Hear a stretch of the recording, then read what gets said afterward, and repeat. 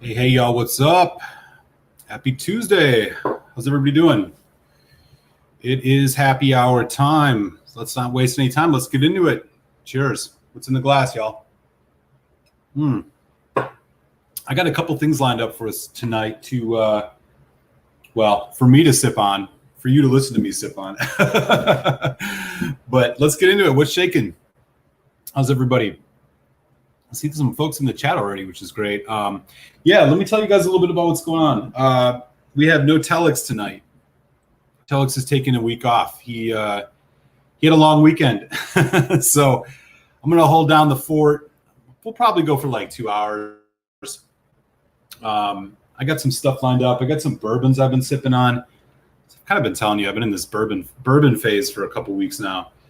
So I grabbed a couple that are kind of some summer, I don't know, whiskeys I've been enjoying so far in this hot weather we've been having in Philly. So we'll dive into that a little bit. I also have a sample that was sent by my good friend, the Whiskey Pilgrim, who is over in Sweden. So we'll be checking that out a little bit later tonight. We'll look at that Glen Scotia. I'm going to kill a bottle of Macallan. Got it all lined up. Tuesday. Let's get into it. All right, y'all. Looks like we got some folks in the chat already. Hey, how's it going? Too slow in the house first tonight. Mr. French, sipping some Wild Turkey 101. Ah, funny. That's a good one. I got a Wild Turkey that I'm going to sip a little bit on later tonight, too. Good stuff. Folks chatting. Lost Causes in the house. What's up, buddy? How are you? Santa Cruzin. Mark Stengel. What is going on, people? Whiskey Straight Al. Everybody's up, man. How's everybody doing? Y'all surviving? Is it hot as hell by you? It's crazy here in Philly, man. It's been like low to mid 90s and stupid humid. We had a big storm yesterday, which came through, cooled things down a little bit, but man, we're back at it today. It's been rough. I'm starting things off with, I guess one of the first of what I guess I'd say is a kind of a summer sipper I've been having. This is Old Forester, 1870 original batch. This is the first from that Whisky Row series. I got a full review of this coming out on Friday. But as you can see, I've enjoyed it. Not a bad pour, pretty light, which is what I kind of feel like the theme is for me. I got a couple other ones. This is the Knob Creek Quarter Cask, which you may be like, that's not a light whiskey at all. This is a deceptively light whiskey, except on the finish. So it's got a nice bite to it. I'll sip a little bit of that and some Wild Turkey Rare Breed. Ready to go. Let me know. What do you guys like in the summertime, man? I find that there are certain whiskeys I'm not usually gravitating towards around this time of year. Usually the heavier peated stuff. Depends, though. Usually it's kind of the heavier peated stuff with bourbon, like heavy bourbon influence, or too oaky. I can't handle too much of that. I like to have something a little lighter.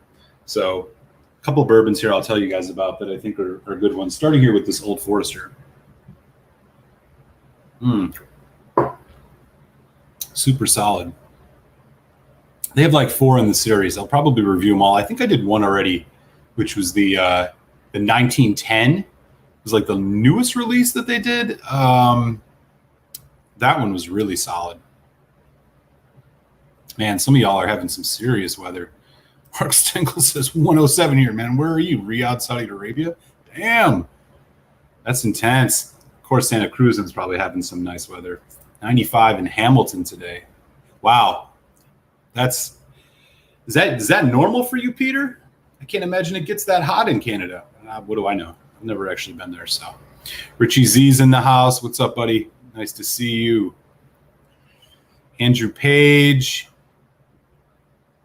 Oh, I see. Yeah, Telex did a long live stream, whiskey stream on Saturday. So he's like, count me out, man. I can't do Tuesday. He's recuperating. So we'll have a couple sips in his honor.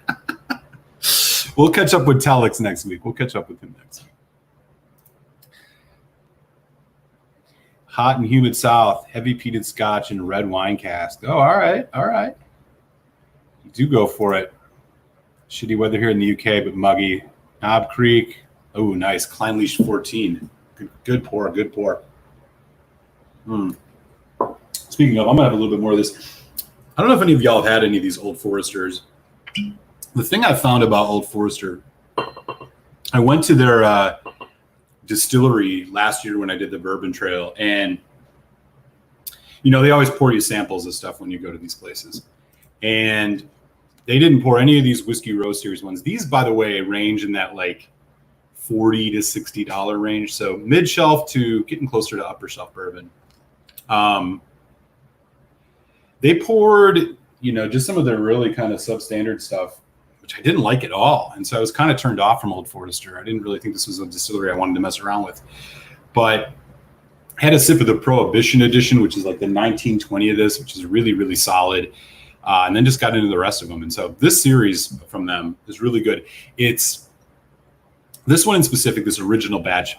It's light, but it does have a decent body to it. And what I mean that is like the palate is pretty light in terms of its viscosity, but as it, as you have it in your mouth for a little while, it has just a little bit of kick to it, which is nice in weather like this, because it ain't going to make you sweat like a, barrel proof, heavy aged or heavy ABV. This one I think is only 45%.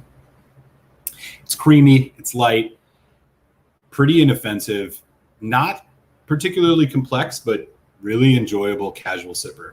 So I've been getting to know this one quite a bit and enjoying it.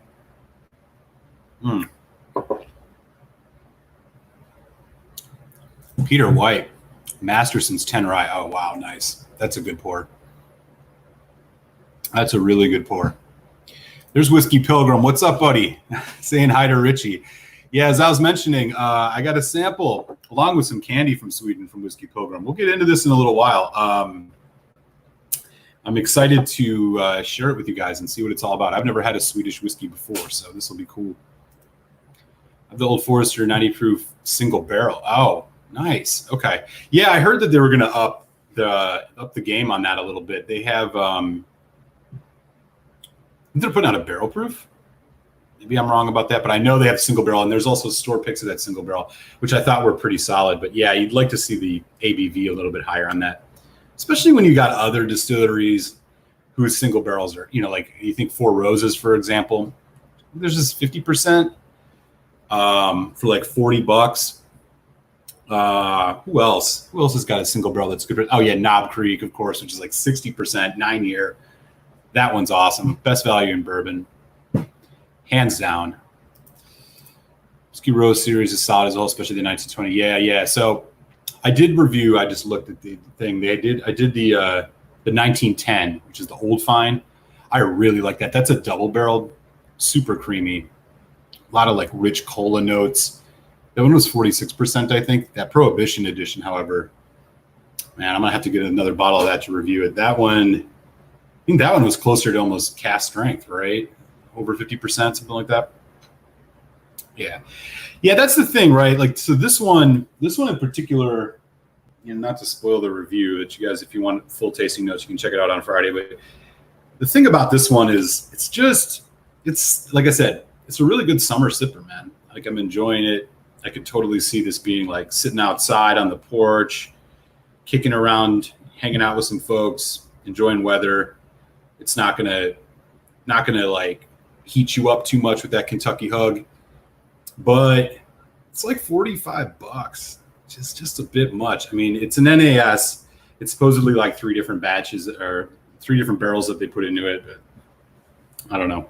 It seems like a tad expensive, but like I said, I'm enjoying it. Let's see what else is going on with y'all. Mike's in the house, loving the Old Forester 100 proof rye. I haven't had that one. That sounds like a good pour. I actually didn't know they did a rye. Good stuff. Yeah, there's a good one, man.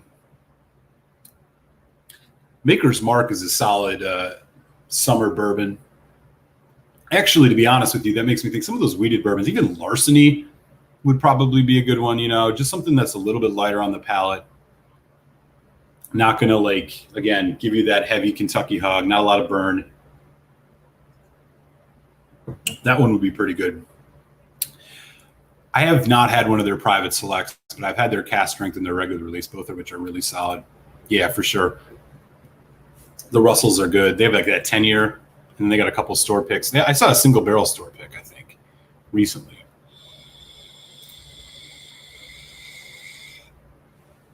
Yeah, the 1920. So I have a bottle of the 1897 bottled in bond, but I don't have the Prohibition edition. So I'll have to keep an eye. I'll eventually get to all of them. So much whiskey, so little time, you guys. Anyways, so solid. Totally solid. I could see this being a good intro bourbon if you want somebody to taste something that's actually decent. You know, for a mid-shelf, it's not a bad starter. Definitely wouldn't be a bad intro whiskey for somebody. But all in all, good stuff. Just a bit pricey. All right. So let me do this one, and then I'm going to get into this Swedish sample. So the next one I did a review this a while back, which I gave a really good score. Knob Creek Quarter Oak. It's not part of the core range, but it is unique. It's really light. You wouldn't think so. Quarter Oak, you're thinking quarter casks. Any of you who've had like Lefroy quarter cask or any of those whiskeys, you'd definitely be thinking this is going to pack a lot of punch. It actually doesn't. It's pretty dry. Dry finish, but light on the nose, light on the palate, a lot of sweet, like honey butterscotch notes. Goes down really well, and then you just get a little bite. It's a good like second one, man. I haven't had this in a while, so I'm gonna put a little bit in the glass. Curious if any of you guys have had this, or they actually Knob Creek just put out a 15-year, which after the 12-year I'm a little skeptical of. That the 15-year that they put out is like, man, it's like almost $100, y'all. I don't know. That seems like that's way too much for a bourbon for me. Especially when you get the Knob Creek. You can find store picks of that single barrel for like $20 cheaper and at higher ABV.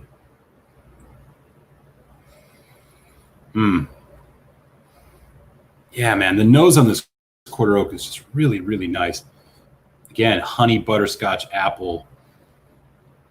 I mean, it's actually more subdued even than the regular Knob Creek 9-year. Yeah, the nose is great on this. Then light. You get a little bit of that kind of dry oak at the end. It plays really well. They did a good job with this one. I'm not sure what the age is on it, but it is, I don't know. I think it was like $45-50. A little bit high on the price, but it's something a little different from Knob Creek, which is cool. Anyways.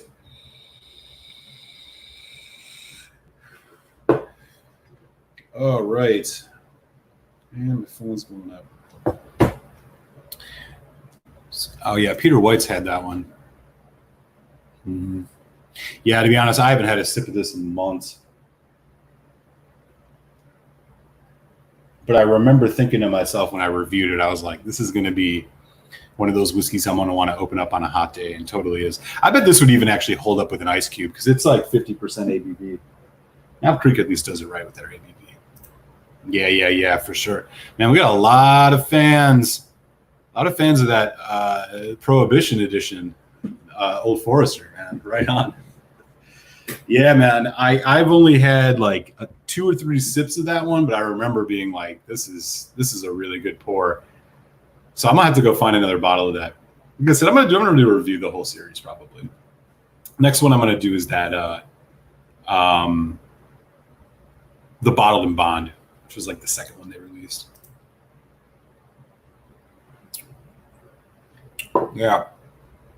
Yeah, Richie. I mean, I think it's worth a buy. It's unique. It's got a little bit more dryness, a bit more oakiness as you would expect, but the palate is just great. Butterscotch, honey, a little bit of apple, a little bit of caramel.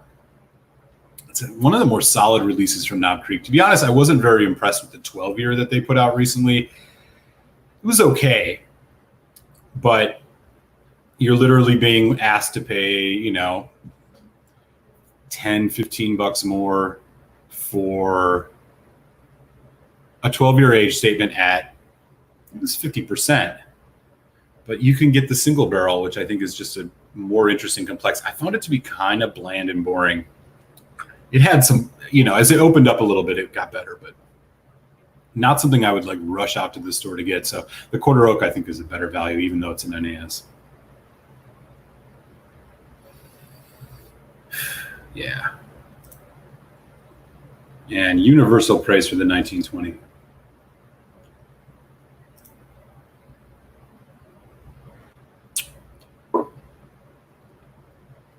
And that's good. At Santa Cruz and Knob. Oh, you're asking Knob Creek or the 1920? Yeah, totally. They're the best value in bourbon, in my opinion. I recently got, damn, I don't have it here.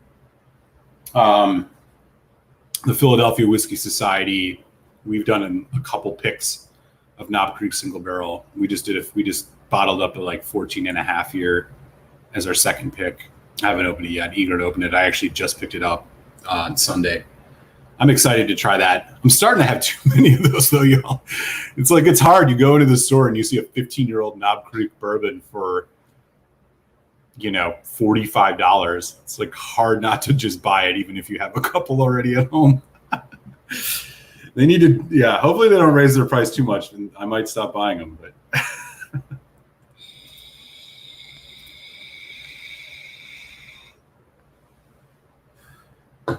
yeah, man, everybody's all about the 1920.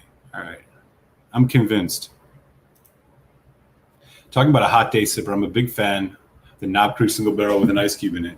All right, Daniel. Yeah, definitely. The thing about Knob Creek, again, it's the Jim Beam. They're out of Jim Beam for folks who don't know. And so not to use too much like confirmation bias, but people talk about this. If you read any reviews about Jim Beam stuff, you tend to hear about the peanut note, the kind of nuttiness, the sweet nuttiness that you get off of Jim Beam. I think it's totally there. And you pick it up in some of these Knob Creeks too. It's like you can almost tell it's a Jim Beam whiskey, but I think it's got a bit more going on. I love the single barrel. Again, I've said it a million times and I'll keep saying it. Best value in bourbon, hands down. You show me anything else at that quality with a 9-year age statement, at minimum, if it's not a store pick, 60% ABV, routinely under $50. You're just not going to find it. I think the only thing that comes close to it is the single barrel Four Roses. But that's got a lot more rye spice. And so if folks aren't into spicy bourbon, they want something kind of more of those traditional notes. Just can't go wrong with the knob, man. I'll take that any day. So I agree with you, man. I haven't had it on an ice cube in a while, but I'd be curious, y'all, like, how do you guys take your bourbon? Most of you guys drink your stuff neat? Do you do ice cubes? Is it weather specific? Do you just have a specific way you like it? I know most of y'all ain't mixing it. Ice cube, neat, a lot of water, little water. For me, I usually go neat. There's a couple whiskeys that I actually will automatically add water to. And one of them is the Kilchoman Loch Gorm. Because what I found is, while in some whiskeys, the water, you don't necessarily notice a lot of difference, and sometimes it actually dilutes it too much. For whatever reason, man, the Kilchoman Loch Gorm, which is that fully sherry-aged, heavily peated, well, not heavily peated, but peated Islay Scotch, man, when you put a little water on that, at least the 2019 edition, and it just brings out this dark chocolate note that is so good. Sometimes the water really, really changes it. I do think it increases the amount of notes you get out of it, but I think that there's sometimes a trade-off, and the trade-off is it ruins the palate. Sometimes even like a 46, right? Sometimes even a 46 proof whiskey or a 46 ABV, even like a teaspoon of water, you find it just like waters it down too much. Sometimes maybe just a couple drops even. But, it's all about trade-offs. I'll be curious. How do you guys take your whiskeys? I'm not even sure we've talked about this before. I have 3 bottles of the 1920s. I knew it'd sell out fast on cherry. Oh, smart move. Smart move. Anyone ever try Kessler? I always see that on the bottom shelf near Old Crow and Log Cabin. Well, to be totally honest with you, man, I'd avoid it. I've never had Kessler, but if it's down there with the Old Crow, I mean, the Old Crow is passable for a mixer maybe, but I don't know. That stuff is not exactly something I'd sip on, but you know, to each his own, man. Give it a try. Tell us what's up. I'm not even sure I've heard of it. We always want to know. We always want to know. Yeah, man. Yeah. 15 years about as old as I like to go with bourbons. Then again, I've not had a ton of super old bourbons, but the ones I've had, I've just found to be too oaky. It's just not my style. I think bourbon is really great in that kind of like 8 to 12, 8 to 13 year. Those Knob Creek 15s, I think, are really good. So much of it has to do with cask quality. But I do think that no matter what, climate plays a role, especially with bourbon, because, you know, you think about it compared to Scotch, right? I mean, Scotland is so much further north latitudinally. So the heat in Kentucky, I mean, this stuff just ages faster in Kentucky than it does in Scotland. So like an 18-year-old bourbon is going to have a lot more, generally speaking, oak cask influence than an 18-year-old Scotch necessarily. And to me, it's just a little bit too much. That's not my favorite. But anyways, and I'm way behind on the chat. Let me catch up with you guys. I'm going to let this marinate, and then I'm going to get into this rare breed quick. And then we'll get on to this Swedish whiskey. I know Pilgrim, if he's still around, I definitely want to try this out before he heads off to bed. I know he is all the way across the pond in Sweden. So cool. I so wish I could get one of those 14-year picks. Yeah, Peter, I'm assuming like that's not an easy thing to get in Canada. That's a bummer. With Canadian whiskeys though, do they have a lot of different like liquor store picks? I mean, I know most of it's like government control, but do they do like, I mean, even the government stores here in PA will do like a PA pick of Knob Creek or Elijah Craig, small batch. You guys have any whiskeys where like they do barrel picks or anything like that? Here in the US, the bourbon thing, it's really big. Mostly with, you know, the ones that are easiest to find, Elijah Craig, Knob Creek for sure. The Four Roses barrel proof to some degree.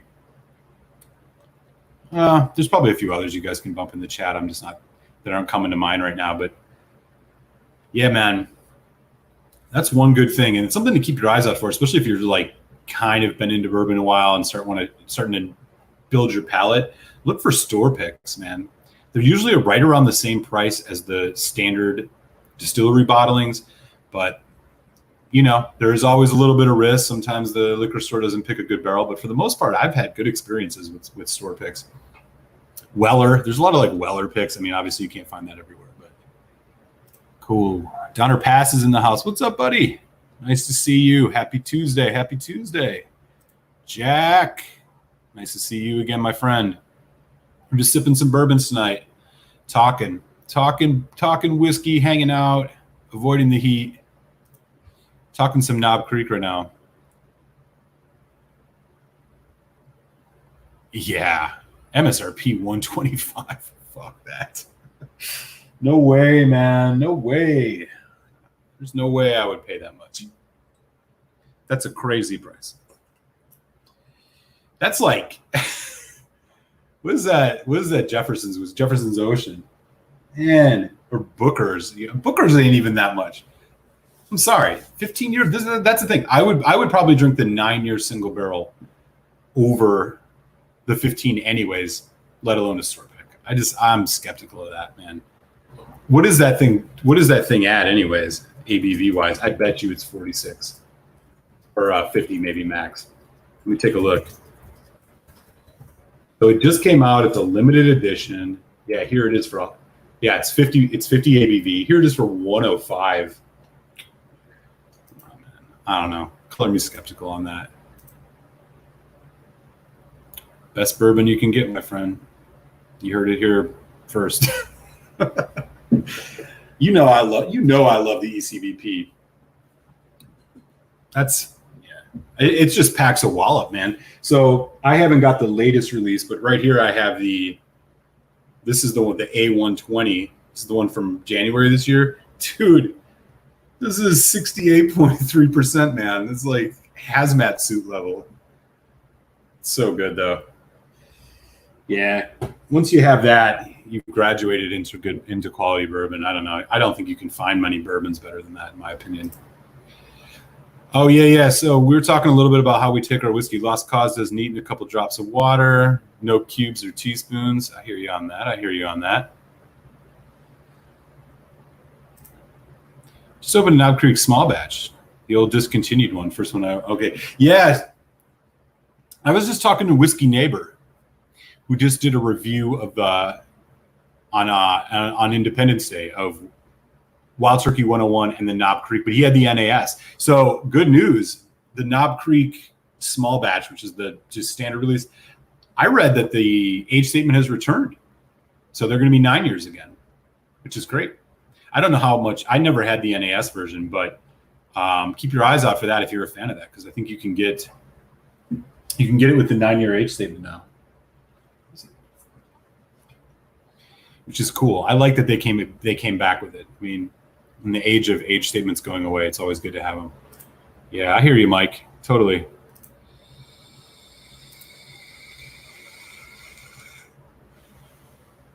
In this heat, he goes on the rocks. Yeah, man. I hear you on that. I should get myself some ice cubes, man. I haven't had a whiskey on the rocks in a while, but man, I could tell you today it'd be great. It was like 90 again today in Philly. Yeah. Peter White goes neat. Couple drops depending on how many pours of it. Oh yeah, man. I heard you on that. Most everything neat. But if I'm cooking outside on a higher ABV, yeah, totally. Yeah, I'm right there with you, Daniel. By the way, I got to give a plug to Daniel. He just sent me some samples. Really, really cool of them. I'm going to do those next week on the show. So we'll do a little sample Tuesday. I got to think of a way to make that sound more catchy, but we'll do some samples, man. I'm about ready to start sending some samples to folks too. It seems like the COVID thing is getting, well, as chill as it's going to get here in Philly. I'm halfway through my knobs store pick rye. Oh yeah, they got the rye store picks too. That's right.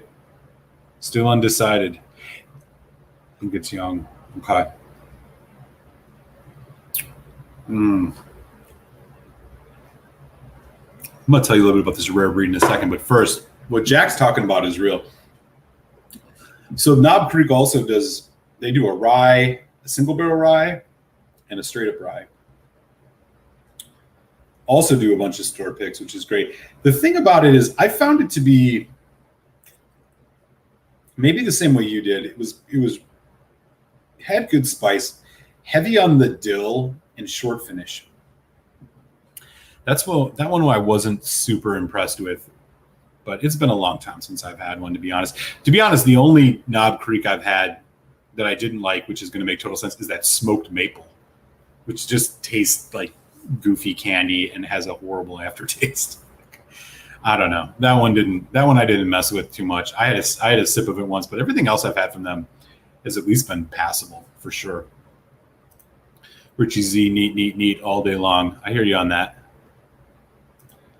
And y'all know what's up. For sure. I'm tasting whiskey inside. I have a water dropper. I got to get myself one of those. I eyeball it. I should get myself something a little more precise. I'm gonna get myself one of those kits, man. Damn, it's hot. I gotta get an air conditioner too, by the way. I'm like living here without air conditioning, like a fool, thinking I can get through a summer in Philadelphia without air conditioning. I like a big cube. It does change it a bit, but yeah, totally. I hear you on that. Oh, Donner Patson's had some Kesslers and Coke. Okay, yeah, he said, I think Mark said it was like a bottom shelfer, so that makes sense. It's fun chatting with you guys, man. Good Tuesday. So let me tell you a little bit. I have not reviewed this, but This one right here. This is another one that I really enjoy sipping on in the summer. I've had a couple of bottles of this over the last couple of years. This is the rare breed. This is a barrel proof. You may be asking yourself, like, that doesn't sound like a light sipping whiskey. This is more like an end of the night, sitting by the fire, summer camp, type whiskey. 58.4%. The thing I really like about this, and the thing I like about Wild Turkey in general, is it has this really confectionery, almost like cotton candy cherry note that I don't get in any other whiskey.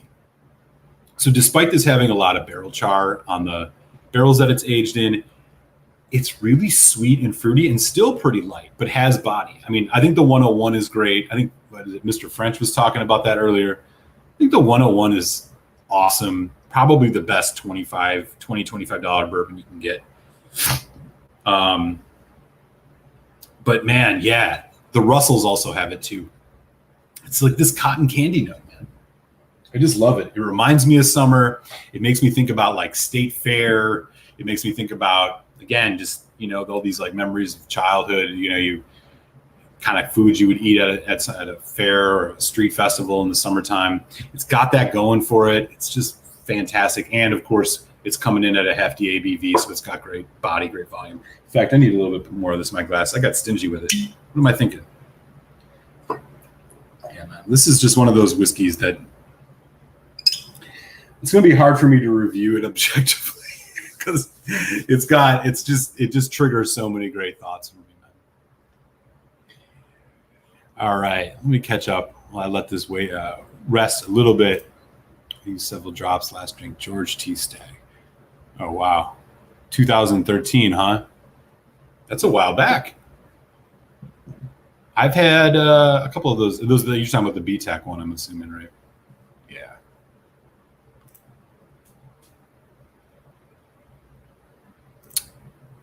Ooh, yeah. Bravo. As a Wisconsin native, the home of the old fashioned, although technically a Wisconsin old fashioned was made with brandy. Old fashioned is one of my favorite cocktails. I like a rye in those personally for me, but a bourbon is good. High rye bourbons are good. I think one of my favorite mixers for an old fashioned is Rittenhouse rye. Super cheap, $25, bottled in bond. Stuff's killer. Oh, right on. Pilgrim's here. Great. I'm dawdling a little bit, brother. I'm going to get into this in about, if you can hang on for another 15, 20 minutes. I'm going a little fast, man. It's been a long week already. So I'm doing a little bit of the Wild Turkey. Again, there it is. I mean, every time I smell this cotton candy, it's like a popcorn or like caramel corn. Just love it, man. This whiskey just screams summer to me. Anything from Wild Turkey, probably, with the exception of maybe their ryes. It's unmistakable. Unmistakably Wild Turkey.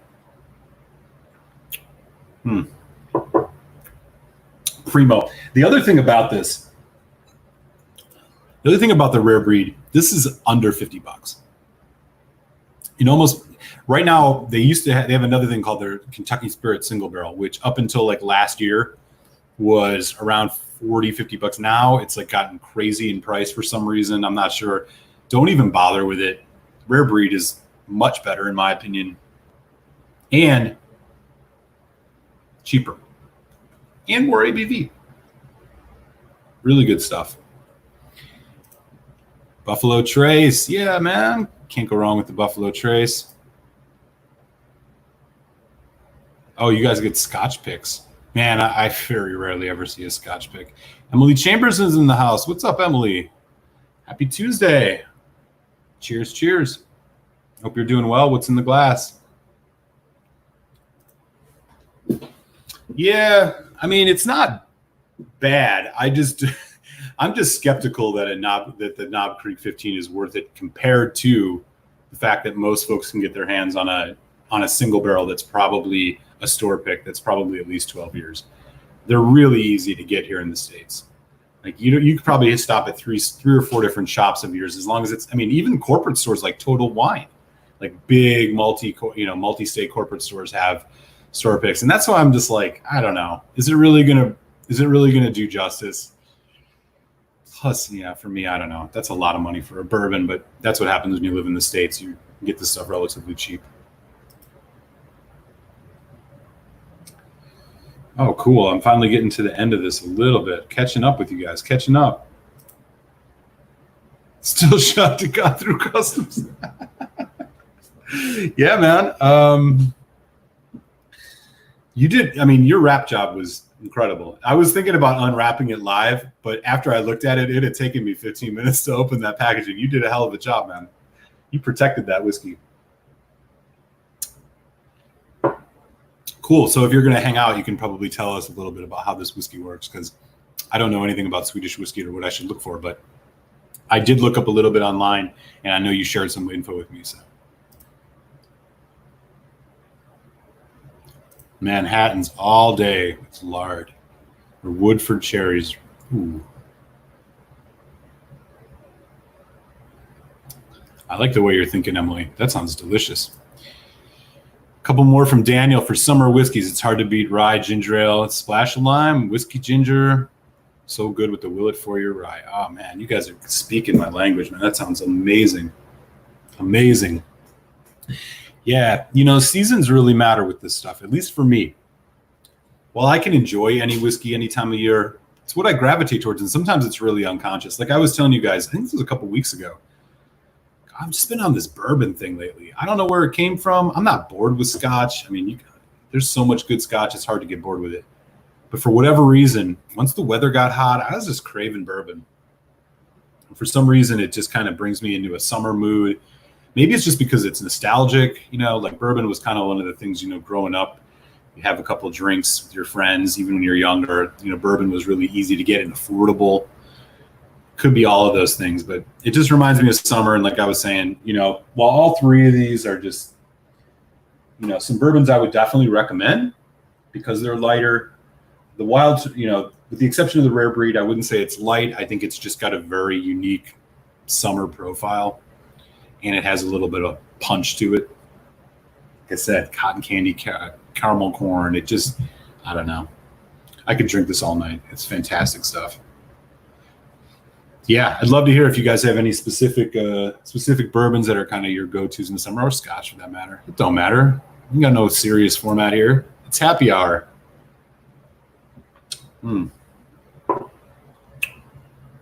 Stuff is awesome.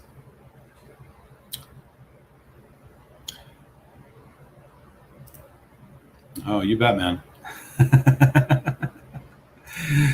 My father-in-law always brings me ginger beer, mooches my booze. Nice. Pineapple, orange juice, any bourbon, nice summer cocktail. Oh, yeah. That'll work. That will work. Oh, yeah, well, I have not been able to get my hands on those. I've seen them. Man, 17 bottled in Bonnery. Now, they do a Master's Keep every year as far as I know, which is awesome. I've just never had any of those high-ends. The only high-end Wild Turkey I had was the Wild Turkey Tribute, which was like, I won it in a little sample raffle, stupidly expensive bottle just because of its rarity. Really good stuff, though. Really good stuff. Anyways, all right.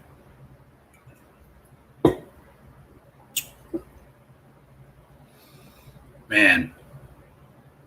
I think this is my third bottle of rare breed. It just doesn't get old. You know, when you think about the barrel proof stuff you can get, it's cheaper, I think, than most barrel proofs that are of quality.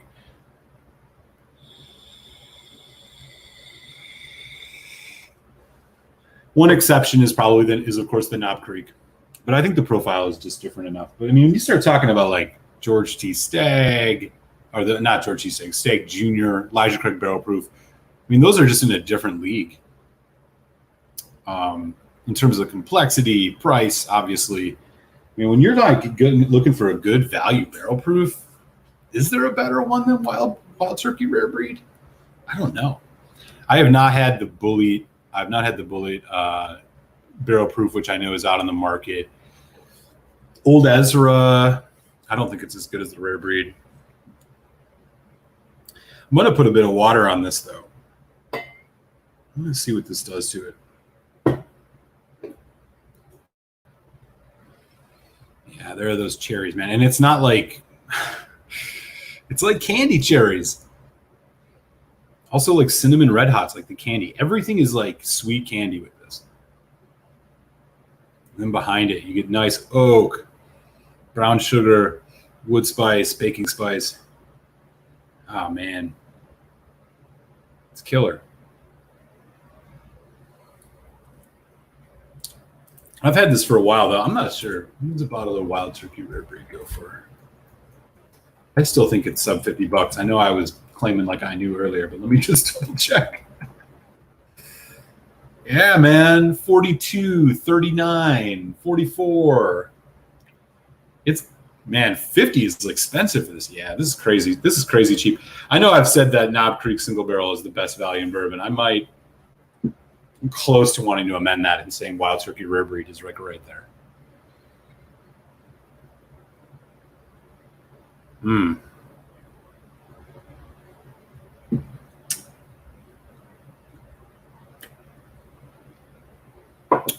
Yeah, water tames it a little bit too much. It's actually surprising. I don't know. I'm not sure what the aging is on this. Like I said, there's no actual age statement. Very much info at all. It's got the number 4 char, which I know is like got a decent. That's a pretty significant char. I don't know. If I had to guess, 5 year, 6 year. You know, cast strength, barrel proof. It goes a long way to mask youth.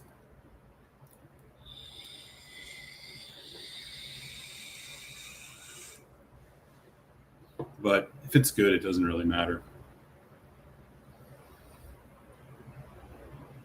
All right, y'all. Let me catch up here. Emily said the Crusaders did Flight of Turkeys last night. Oh, you know what I did? I got a notification for that. I didn't get to tune in. They were doing like the Master's Keep, right? All those, yeah, those are some high-end wild turkeys. I've unfortunately not had any of those. I'm gonna have to check that out though. Daniel's been on the space ad kick lately. No idea. Yeah, man. Sometimes it just happens. Yeah. Scotches though, like when I think about summer scotches, I think of just some easy sippers. Glenmorangie 10. Balvenie Doublewood, Balvenie Caribbean Cask, that rum finished one, which is like a 14-year. I really enjoyed that one. Peated wise, I don't know. Highland Park, maybe Highland Park 12. That's good anytime, but it's a little bit heavy. It's a little bit heavy on the mouth. I would just like something a little bit lighter,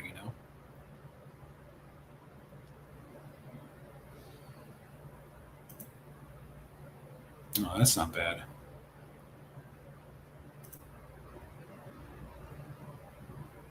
Man, either way, the C917 was one of my favorite Elijah Craig batches ever. That stuff is incredible. Nice bourbon gem that came out recently is the Bullet Blender Select that has 4 Ruses juice. Ruses. Actually, totally worth the buy. Man, I've never even heard of that. Blender Select, huh? I haven't had any Bullet in a while. I haven't had the bourbon in a while. The rye used to be a shot at choice among a couple friend of mine, but I haven't had that in a long time. I know they have a 10-year and a barrel strength. So this must be really new. I'll have to check that out. Is that still all MGP juice from them? Or are they making their own stuff now? I don't remember. It's been a while. Be curious what a bottle of that runs too. Man, really, really enjoying this.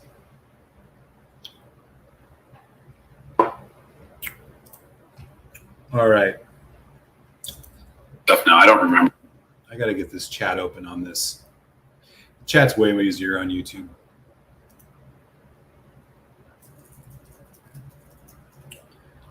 Cool. All right, y'all. So yeah, that's my like lineup here for like some summer bourbons. I think I'm set since it's July. I think I'll be in decent shape, but I'm always looking to add something. I've seen a lot of y'all talking about the Prohibition edition, which I might have to put on my list. As I said, I'm going to definitely try to get all the Whisky Row stuff. But yeah, if anybody else has got some recommendations, I'll definitely be looking for another bourbon or two to head into the dog days with. All right. Cool. So next, our comrade here, the Whiskey Pilgrim, has generously sent me a sample. And it is a sample of it is called Berslagans. Correct me if I'm wrong on that. It is a 6-year-old Madeira cask. Swedish whiskey, heavily peated, 50 ppm, according to their website. I've never had this before. I don't know if anybody here outside of our friend Whiskey Pilgrim has had this before, but I'm going to test this out, man. This will be a lot of fun. And cheers, Whiskey Pilgrim, for sending this my way. All the way from Sweden. Appreciate you. If any of y'all have yet to, take a second right now. Open up another tab in YouTube. Subscribe to Whiskey Pilgrim. He does great reviews. He's a super cool guy. He also loves metal, which I appreciate. Most of his reviews have a Gojira shirt on, which is a great band. I got a Teeling tasting glass from the distillery here that I'm going to use. Here's what it looks like. 6-year Madeira, 53% ABV, if I'm not mistaken. Berslagans. Now, as for the distillery itself, since I can't read the website because I don't know Swedish, my understanding was that they may no longer be making whiskey. But Whiskey Pilgrim will know the answer to that. I can tell you right away off the nose, it smells fantastic. The peat is heavy. The smoke is heavy. It reminds me of the Kilchoman Saneg a little bit, and maybe even the Loch Orm. It's that marriage of just dark fruit that you get from anything that's kind of in a wine cask. This one specifically, it's not PX. It's definitely, I think with Madeira, you get a little bit more kind of darker fruit and spice. The peat is nice. There's a little bit of sweetness coming through it now. It's really nice. Yeah, maybe Pilgrim can share in the chat a little rundown on this in terms of the distillery. I'm going to let that sit for just a second.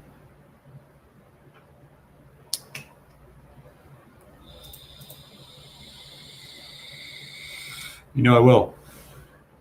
Cheers, buddy. Appreciate it again. I'll have to reciprocate one of these days and send something over your way. But don't expect me to do as well of a rap job as you did.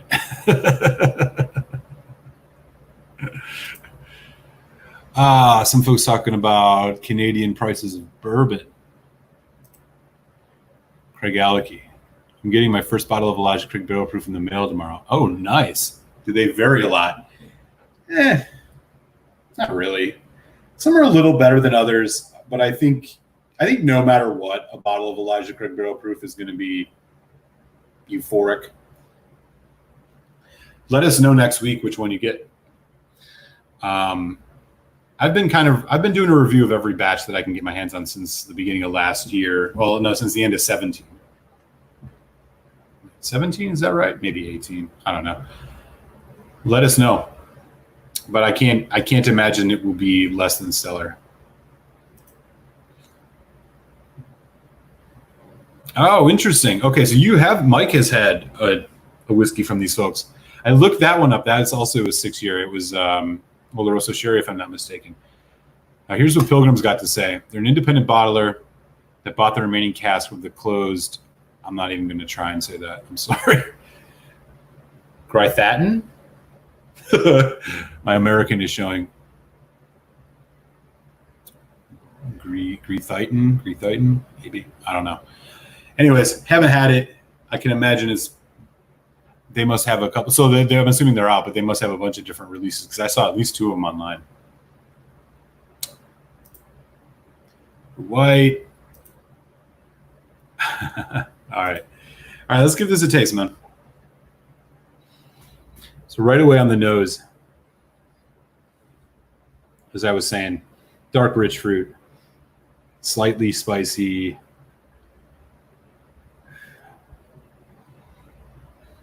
Yeah, it's like dark cherry, raspberry.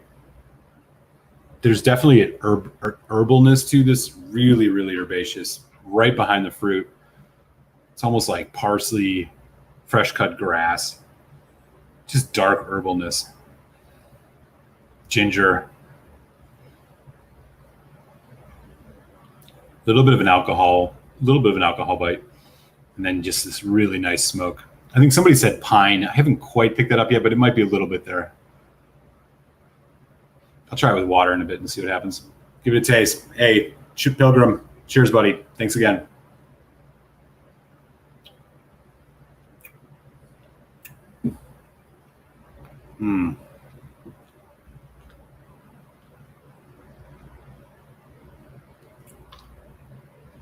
Man, really, really rich. Dark fruit. Definitely got some spice. You can tell it's a little bit young because it heads into that finish. It's like a sharp pepper note, kind of drops a bit.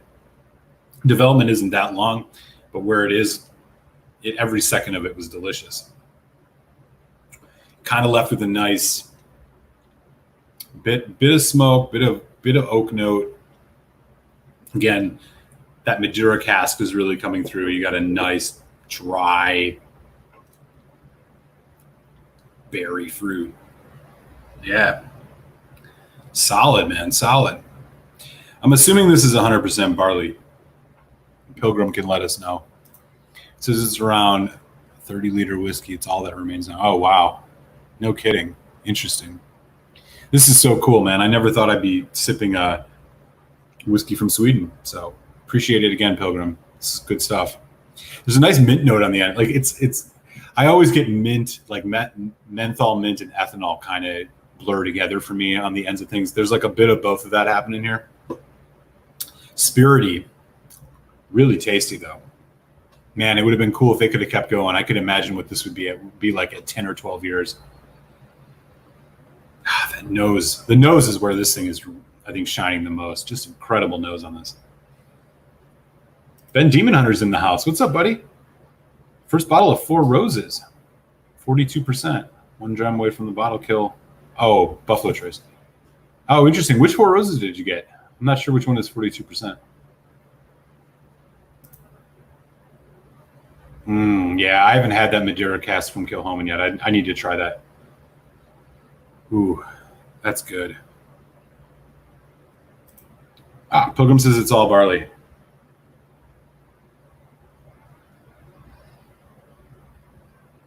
Wow, this is so cool. I'm going to do one more sip neat.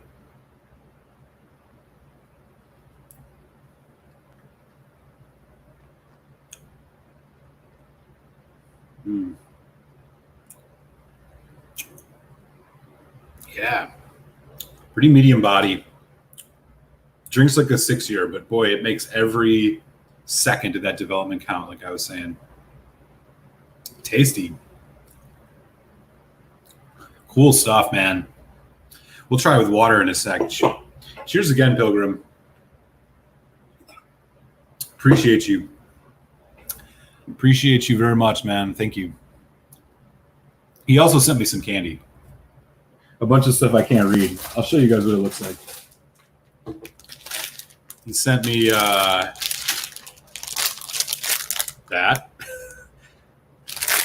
I'm gonna do American stuff. Bilar? I don't even know. These look like little chewy, potentially fruity things. I'm not sure. I haven't Googled any of this stuff yet. This looks like some kind of gummy fruit, Swedish candy. And this, which I'm not even sure what to expect from this one. So really fun. Appreciate it, man. This will be cool. And like I mentioned, if you guys haven't yet, take a second. Head over, open a new tab, do a YouTube search for Whiskey Pilgrim, sub to his channel. He reviews some fantastic whiskey. He's got a great channel going. One of the people that I check out pretty much every time he posts a video. Give him your support. I think he's also on Instagram too under Whiskey Pilgrim, so check that out. All right, let me catch up in the chat. Yeah, exactly, man.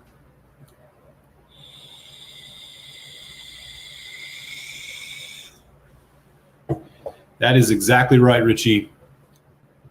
Yeah, totally.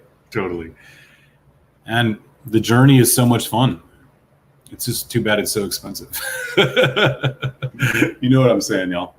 Yeah, totally. Oh, I didn't want to miss this. If you're a Bruichladdich fan, K&L has MRC01. MRC01 Bruichladdich is awesome. I got a bottle of that. That stuff is fantastic. Also an NAS, but boy, is it really good. Another Bordeaux red wine, if you ever have it, is the Deanston 2008. If you ever find that, man, incredible stuff. I reviewed that earlier this year. That one may make my top 5 whiskeys of the year. Stuff is so good. I still have like a quarter bottle left. I'm trying to save it. Silverlock's in the house. What's up, buddy? Nice to see you. The whole club or just you? Thanks for swinging by. We are about to hit the 9 o'clock hour, which normally would mean we would be heading on over to our good friend Telex, the Whiskey Tech. However, Telex is taking a little bit of a R&R vacation after his long 4th of July, so we're having a couple sips. We'll go another hour, hang out, have a couple more drinks, talk whiskey, raise a few glasses to Telex. Hopefully he's recovering from his hangover.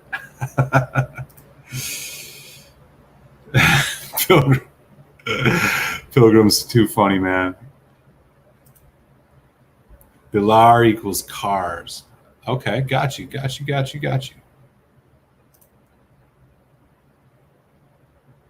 Oh, got you. Yeah. That's a solid pour.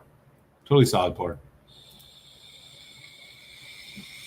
What's up, Mark? Welcome back. All right. So we're all learning a little Swedish tonight. I'm not even going to try that one, brother. Jungle Roar. All right. Some folks talking about the Kilholman Madura cask. Yeah, I got to try that. It's 25% Madura. 70 USD, man. That ain't bad. I keep an eye open for that for sure. Yeah, cheers, man. Appreciate you, buddy. Like I said, you guys need to go sub his channel if you haven't. You will not be upset. He does great reviews.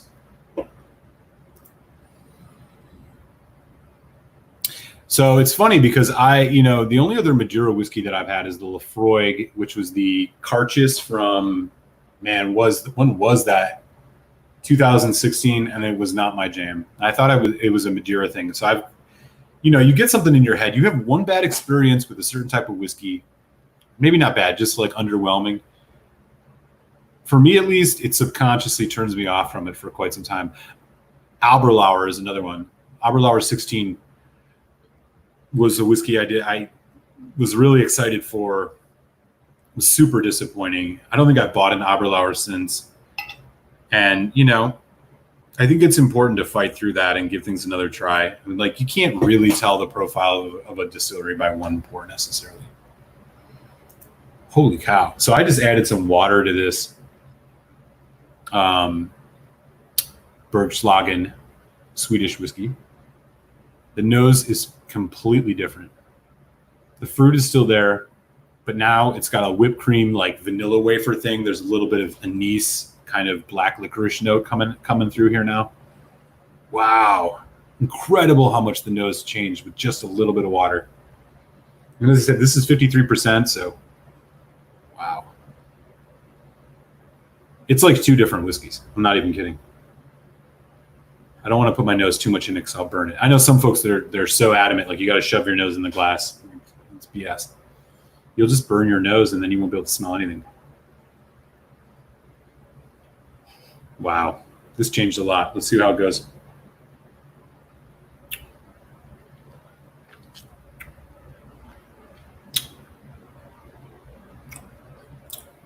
Still really good. Seems like actually the development hangs on a bit longer now. Oak, dark chocolate, slight coffee note, bit of licorice. This is good. Thanks again, Pilgrim. I'm going to enjoy this. Richie C says another awesome. Yeah, might as well, right? What else are we going to do? It's Tuesday. Telex is probably laid up in bed. Maybe he's watching. I don't know. Cheers, Telex. Hope your hangover's okay. Order a pizza. What she said. Get yourself that. It's like 9 years old. Single cask, or it's not single cask. It's but it's bottled almost cask strength. I think it was like 56% or something. Man, so good. I'm not sure how easy it is to find, but if you can get your hands on it, do it. I think I gave that a 4 out of 5, and I might actually, in hindsight, have wanted to go higher on that if I tried again. That's a really good whiskey.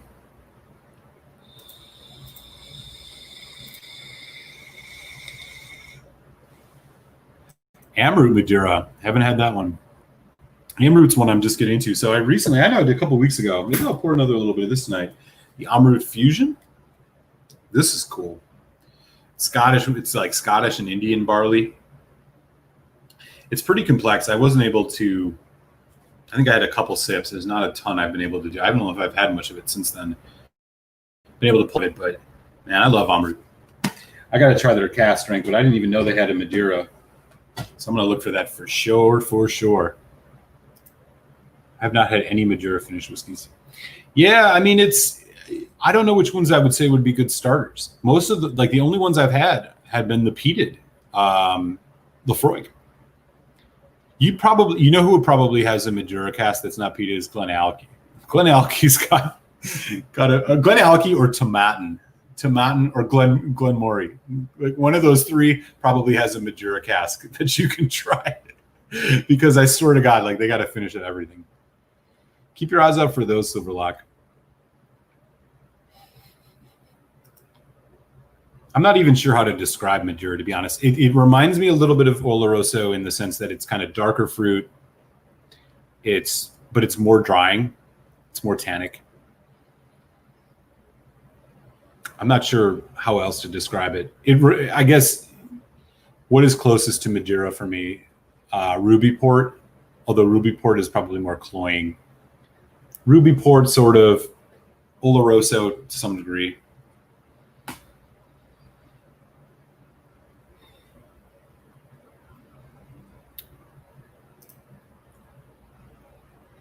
No, I haven't had it either. I have never had the Abrelu or the regular Abuna. Don't hate me. Again, it was one of those things, man. I bought the 16. I'd had a sip of the 12 that I thought was pretty decent. It was the non-chill filtered 12. And then I had bought the 16 and it was like 40%. It was expensive. It was like $80. Man, it was just so weak. It tasted like, it was one of the lightest, most boring whiskeys I'd had. It was chill filtered, filled with color. I want to say I maybe gave it a 2 out of 5. It was, for the price, it was like rosé. It was so light. I was bummed out by that one. I got to try another Aberlour eventually. I can't avoid it forever, right? That's a good price for the Lochorn. Anything under 90 is a good price for Lochorn, I think. Yeah, Silverlock. So I started off tonight with a couple of my some picks I think are good summer bourbons. It was the Old Forester 1870, Knott Creek Quarter Oak, Wild Turkey Rare Breed. Now I am drinking a Let me make sure I get this right. Berslagans. This is a Swedish whiskey, 6-year-old, single cask, 53%, 50% ppm Madeira cask finish, Swedish whiskey that was sent to me by Whiskey Pilgrim. So this is a new experience for me. Really enjoying it. Not sure this is something that folks are going to be able to find anywhere, but unless Pilgrim's going to send samples to everybody, which I don't think he's probably got that much left. Oh, yeah, I wish. You know what happened to me with Glen Scotia. I love Glen Scotia, but instead of buying the that new tawny port, I ended up getting the single cask. You know, Mr. Smoky. Or Mr. Cloudy, rather. We'll get into him a little bit later. So, yeah, I'll have to hunt it to find. I mean, it's hard to get any Glen Scotias in the United States that aren't part of the core range. You can find the double cask, the 15, the Victoriana, to some extent the 18. But man, you want to get anything unique from Glen Scotia, you got to hunt for it, my friend, here in the States. You can't find it anywhere. You probably just got to buy it overseas, to be completely real. Yep. Richie's always on point. Yeah, man. Good. This is all encouraging. All right. So I have a bottle of the 10-year barrel proof Bellamide before it went to the NAS barrel proof. One of my favorite bourbons. I really only bring it out for special occasions. It's the MGP. It's the MGP juice. I know they're starting to do their own stuff now. This is an interesting topic. I have not had a lot of wine or fortified wine finished bourbons. But my general feeling has that it doesn't bring as much to the table as it does with Scotch. And I'm thinking of things like Angel's Envy, for example. Not only that, it's just because of the sweetness. The sweetness of bourbon, I think, is just so overpowering in so many things. But I know Breckenridge has a Madeira cask, Bellamide. I think there's a couple others that are doing like these kind of wine sherry cask finishes. I'd be curious if y'all got any recommendations of, anything that's like fortified wine or wine cask finished bourbons that you think are just totally worth buys. Because to be honest, I've been a little bit, neutral on them so far. And yeah, no Telex tonight, Drem, dude. He's got the week off. You're stuck with me. He had a long weekend, so he told me he'll be back next week. So we're gonna do another hour. We'll keep it rolling, right? Why not? It's Tuesday. We'd be drinking anyways, so might as well keep it going. Feel free to hang out, brother. Looks like we still got 19 folks in the chat, which is super cool. As always, it's a lot of fun to hang out with everybody. As I was mentioning, normally I do this every week for an hour, and then we'd head over to Telex, but since he's not around, we're just going to hang out. Not fortified, but really good. Oh, you were talking about Jefferson's Cabernet. Yeah, I haven't had that one. I'd love to try that. That's one I got to get my hands on.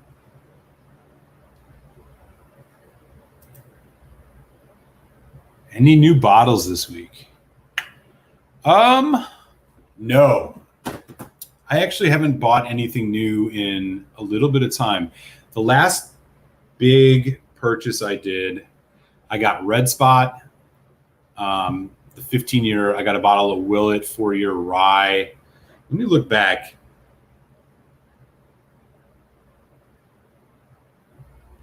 Willet 4-year rye. E.H. Taylor single barrel, Old Forester bottled in bond, and Red Spot. Those are the last bottles that I've got that I've purchased recently. So, yeah, been a little bit on manner mode when it comes to buying as of late. I'm trying not to get too much because, to be honest, I have more stuff these days than I can drink, and so only doing like I'm doing one review a week, and I just have a lot, to be honest. So, taking it a little bit chill. I'll probably, there's a couple bottles that I'm looking out for, and I'd love to hear it in the chat. You know, what, if any of y'all have some stuff that you got on your radar for this year. The things that I still have left: Elijah Craig Barrel Proof B520, which I haven't seen around here. That usually shows up in around September here in Southwest Jersey, Philly area. So I'll be sure to get that. Lafroig, the Carchis red wine. I'll be getting that for sure. I've seen it online already overseas, but I'm just waiting for it to come to the States. Also looking forward, as I always do, for my favorite Lafroig, the 10 cast strength. I'm going to be keeping an eye out for that. Those are the main three that are on my radar, but I'd be curious if any of y'all got anything that you're just waiting to pick up still this year that hasn't been released yet. I know the BTACs haven't came out yet, but to be honest, I usually don't try and hunt for them, or, you know, get in lotteries for them or anything like that. All right. So as I also mentioned, been working on a bottle of Macallan Edition 4. I think I'm going to kill this tonight. So we'll get into bottle kill mode with this one. I think this is the best of the Macallan Edition I've had, with the caveat that I've not had Edition 1. This one I think was really good. It's deep, it's rich, it's got some complexity. But I'll be honest, most of these are not worth the money. I'm not a huge Macallan fan anyways. I think their whiskey's fine, but it's mostly overpriced for me, so I don't bother. But this Edition 4, if you still see it and it's around $100, there might be some liquor store by you that has it for 100. It might be worth picking up. The Edition 5 was not that great. It was okay. Edition 3, I think, is the weakest. Edition 2 is really great, but you'll never find that anymore. And Edition 1 is like $1,000 some, so don't even bother. This one, however, I think I reviewed over a year ago. I didn't even realize I still had some open, so we'll see if we can get through this tonight. Anyways, get at me. We're heading into hour 2. What's up, folks? What you guys got in the glass? Hey, Neo Xerxes in the house. What's up, Neo? Neo's got some stuff on his radar. Wild Turkey Masters keep bottling bond. No luck so far. We had some folks talking about that earlier. Peter, y'all, that's one thing, man. We can talk about Blanton's in a second. That Blanton's thing, despite here being in the U.S., you can't get any of the cool Blantons. All the good Blantons, the straight from the barrel, the gold, it's all overseas only. You can't even get it here. All you can get is like the regular, which is absurd. I don't understand it. It's a real bummer. Daniel's looking for High West Midwinter's Nights Dram. That's the one he's got on his radar. Dram dude. Yeah. Lafroig Carchis, of course. I knew you were going to mention that, my friend. Also, the Kilkerran 8 cast strength sherry. Yeah, God, I got to find that too. That would be amazing. Andrew Page is looking for the new Lagavulin 12. They are getting expensive, man. I remember 2 years ago.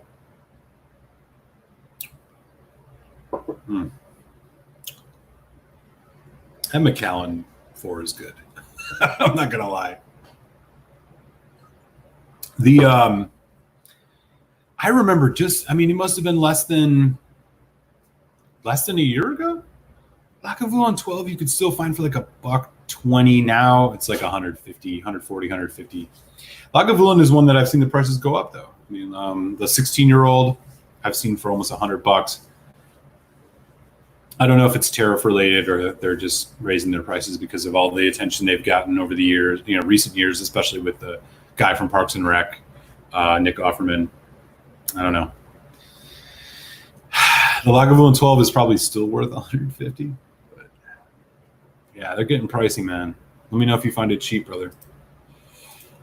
Oh, Silverlocks found it.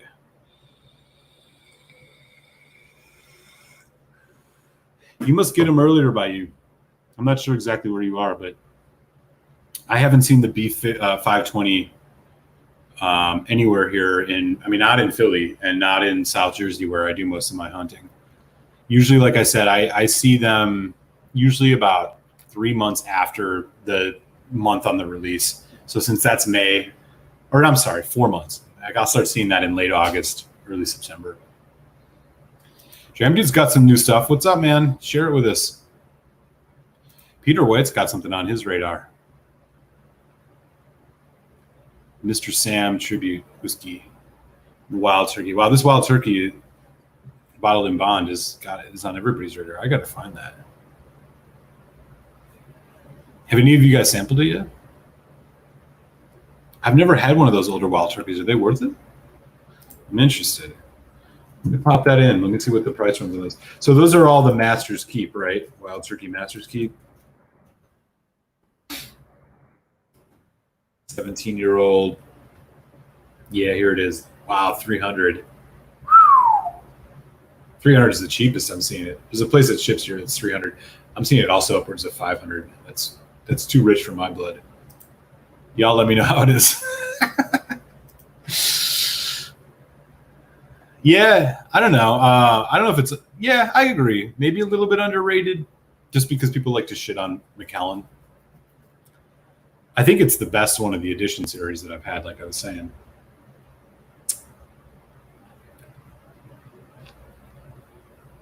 It's unmistakably Macallan, but it has a decent amount of complexity, good mouthfeel, nice finish. I think it's probably the better one that they've done. I know they may... Oh, that's the other one that you reminded me. I think the Macallan Edition 6 will come out this year, right? The last one in the series. I'll buy that because I'm a fool. Macallan is worth the money. Not that I can think of. The thing that bothers me about them is even their 12 years are like upwards of $65, which is just way too much. So no, probably. Maybe the classic cut, which is sometimes around 100, which is close to a cast strength. But the batch variation I hear on those is so extreme that you're never quite sure what you're going to get. The thing about Macallan is I think people just buy it because they want to collect it, as weird as that sounds. And flip them on secondary market, which is why I think some of the reason it contributes to the price, but I don't know. It's delicious, but I wouldn't go much more over 100 for this. Oh, nice. You got some 4. Cheers. Yeah, I don't know many people who have had the one. Interesting. Glenrothes Maker's Cut. That's one that I've seen and I've heard good things about. I have never had a Glenrothes. So that's definitely one I've heard about. Daniel's got some... Oh, he's got the Almore 18 at the moment. Macallan Edition. Right on. If you have edition 1, don't drink and flip it. Yeah, totally. Donner Pass is right. If you need to pay your rent or anything like that, you can sell that whiskey. You can definitely sell that whiskey. It's an incredibly expensive, man. It's incredibly expensive. Oh, my chair just sunk on me.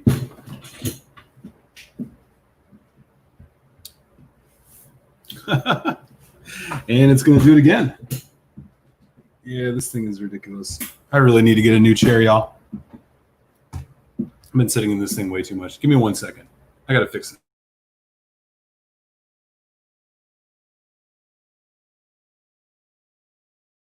There we go. Piece of shit. Mike's got a couple things on his radar, too. Oh, all right. Wild Turkey 17. Man, everybody's got this Wild Turkey on. I feel like I don't know what's going on in the world. Did I miss something on this? Is this supposed to be like the best Wild Turkey bourbon in the history of Wild Turkey bourbon? Glen Scotia 15. You got to get that.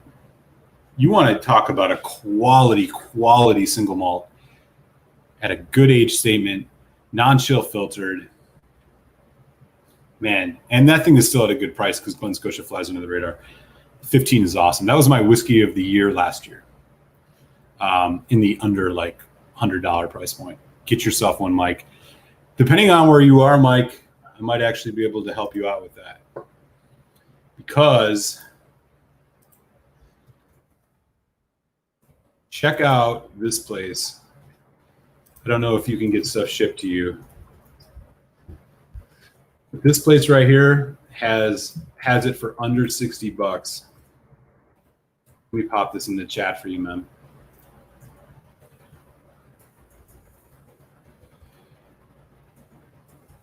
Check out that link I just sent you. If you're in a state where you can get stuff shipped, it's your lucky day, my friend, because they have that under $60 if you want to get yourself a Glen Scotia 15. Yeah, I heard this, Peter. The Blanton's Gold? Yeah, I heard about that. Ben Demon Hunter's got his eyes out for the Lochgorm 2020 in the cartridge. Yeah, for sure. We're going to lose Whiskey Pilgrim. It's finally sleep time. Glad that you like that malt muser. So shocked that it got through custom. Hey, man. Appreciate you, buddy. Like I said, if y'all haven't subbed to Whiskey Pilgrim, he does great reviews. Super cool guy. Get some good rest, my friend. It was cool hanging out. Cheers. And we still got 18 folks in the chat. So let's keep this humming, man. I'm going to continue to work on this Macallan, and then we'll get into the Glen Scotia to wrap things up later.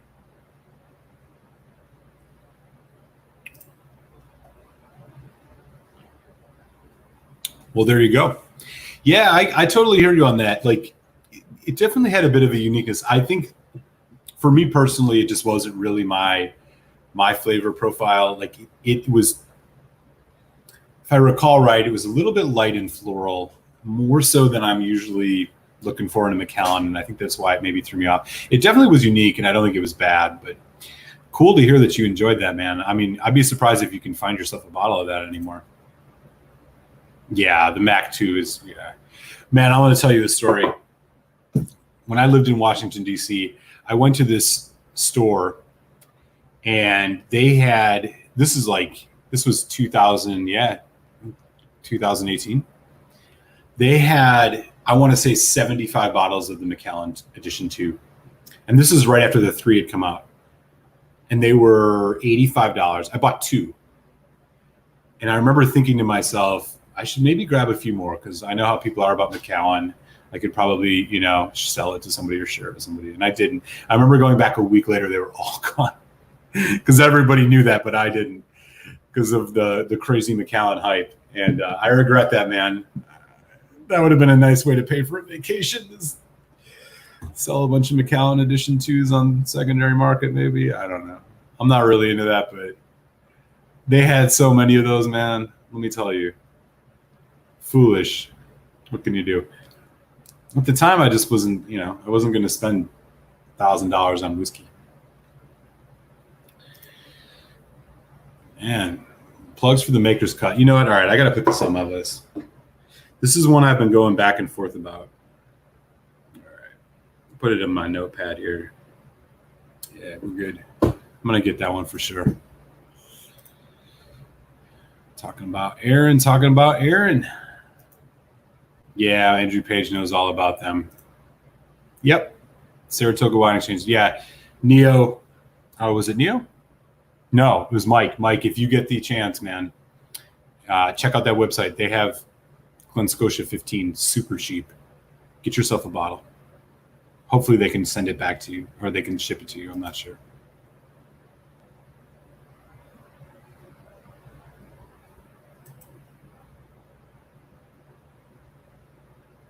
Wow, really? Look, man, I'll put it to you this way. It's a good whiskey. Is it a $100 whiskey? Maybe not. Is it good? Yeah, it's pretty good. And I'll tell you this much. With the way people are about Macallan, might not be a bad idea to pick one up or two because people will definitely, you can pour this sometime for somebody, they're going to be all excited about it.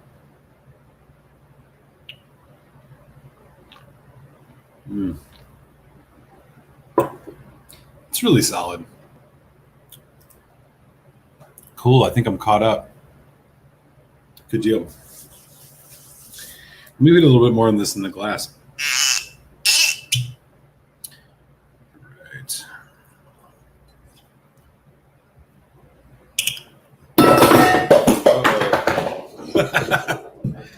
I am making a mess, y'all.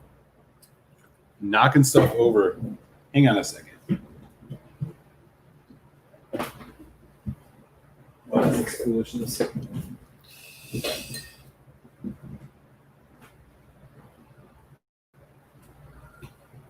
Getting loose.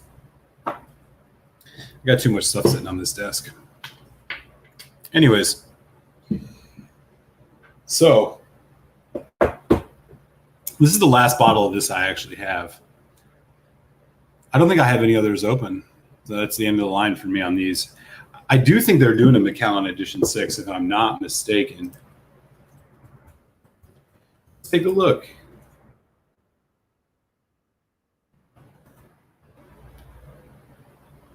They do have a Macallan number 6, but that's different than the Edition 6. Maybe they're not. Maybe this is the last one in this.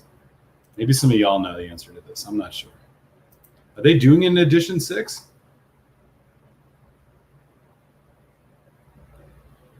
It's amazing to see the media, the like media coverage of how much people love the Macallan stuff. I don't think it's that good.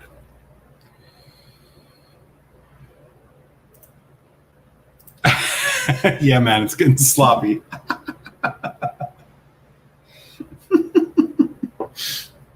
Y'all should have logged off a long time ago, man. This is going to get ugly.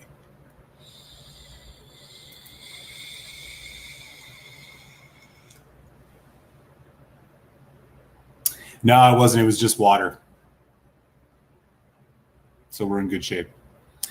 Yeah, for the rest of the year, Elijah Craig Barrel Proof, the B520, I'll definitely look for the C920. I'm going to look for Lefroy Carchis, the port red wine. Like, I got to get that one. And the Lefroy Tin Cask Strength Batch 12, which strangely hasn't shown up here, even though I've been seeing it. European shops have it already. People have been talking about it. I'm surprised it hasn't shown up. Lefroy Tin Cask Strength is my favorite Lefroy. I just think it's the best value, and you get something different every year because it's batch. There's different batches. So the batch 10 I really love. The batch 11 was okay, but still really good. So I'm looking forward to that. I think somebody mentioned earlier. Yeah, I mean, potentially the Macallan 6 if it comes out. I mean, I'll definitely want to try it. Some of the BTAC bourbons if I can get my hands on it. You know, you never know.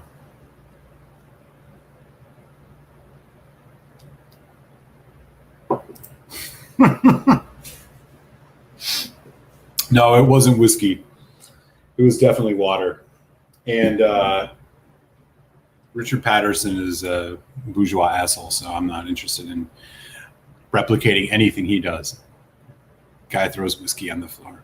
I mean, it is Dalmore, but I'm not trying to be too much of a hater, but you know what I'm saying. Tramdeed says there will be a 6. Okay. That's good to know.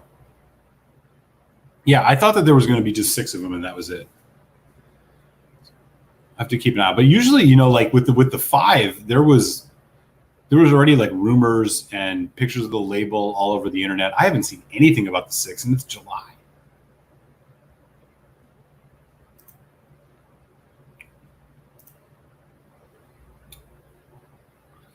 So the Carchis I usually find right around now. If I look back to last year, I think I got the 2019 Carchis right around July. What I'm hearing, though, is that this one is going to be a little bit more expensive. And I think that's mostly because of the type of maturation it has. It's a wine cask finish. That's not necessarily a cheap. Yeah, let me look back here. Yeah, so the Carchis one I did last year was August. So I'm assuming we're going to start seeing it on the market here relatively soon. I would look like August, September, you'll probably be able to find the new Carchis. Mike's also looking for something from Kilhoman. Ooh, I bet folks here got some Kilhoman recommendations. Lochgorm. Lochgorm for sure, fully sherried. Check that one out. I know they have a couple like more specialty ones. I don't know where folks land on the STR cask. That one's a little bit expensive. The Sanag is pretty good. The Mocker Bay, which is just their kind of standard all bourbon peated release. Keep an eye out for that one. That's a good whiskey.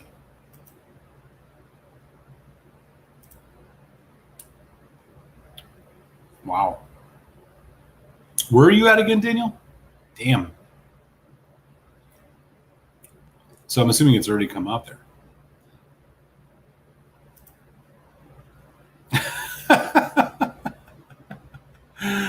Y'all are too funny, man. Yeah, it was only water, thank God. So I luckily still have the rest of this Macallan here. Good news. Do I understand correctly the Lefroy 10 is an NAS in Canada? Oh, what? I don't think so. They do an NAS cask release? That would be terrifying. I hope that's not true.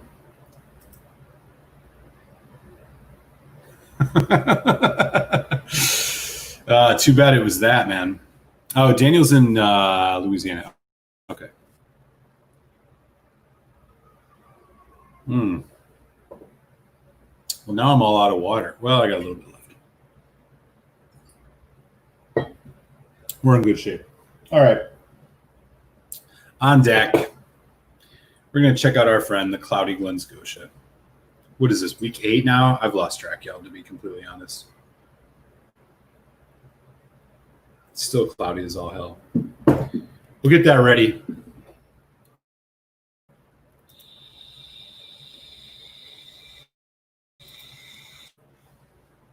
Yeah, Mocker Bay is really good. I would get your hands on it if you can. It's all bourbon. It's a good peated whiskey, though. I was really fortunate. I was able to find a cask strength version here in the States. It was part of a tour that the Kilhoman, I think their brand.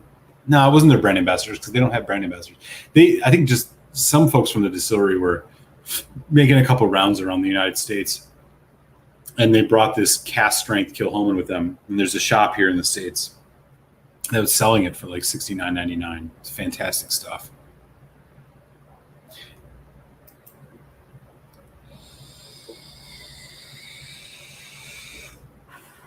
All right.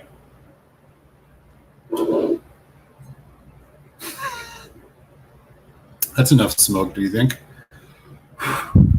We'll get a new glass. I'm going to rinse out this Teeling glass and use this for the for our Glen Scotia tasting this week. All right, y'all. So, quick recap. I think we're about 2 months in with this. 7 weeks, 8 weeks. I'm not quite sure. If you haven't seen it, I did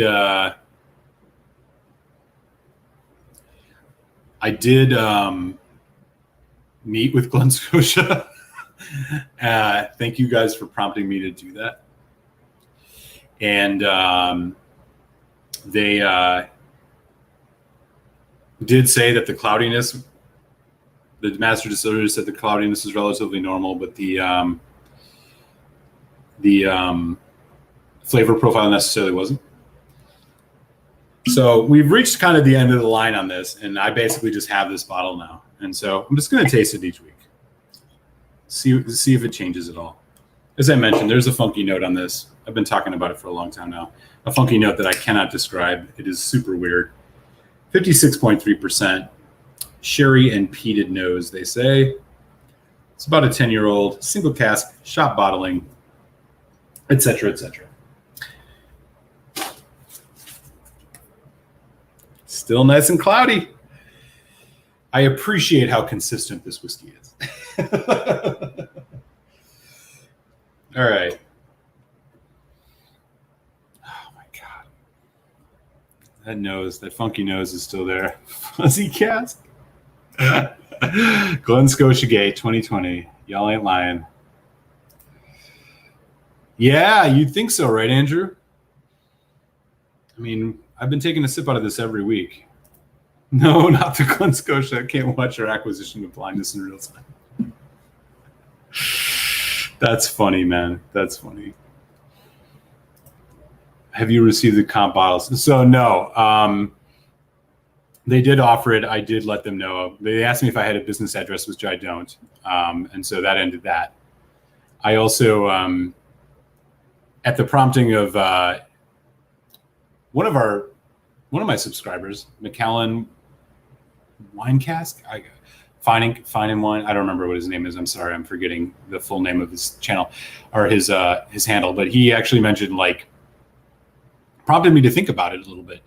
Like, as the channel grows, as the community grows, am I going to be somebody that like takes whiskey from distilleries, and how that would impact my reviews? And honestly, I had not thought about it.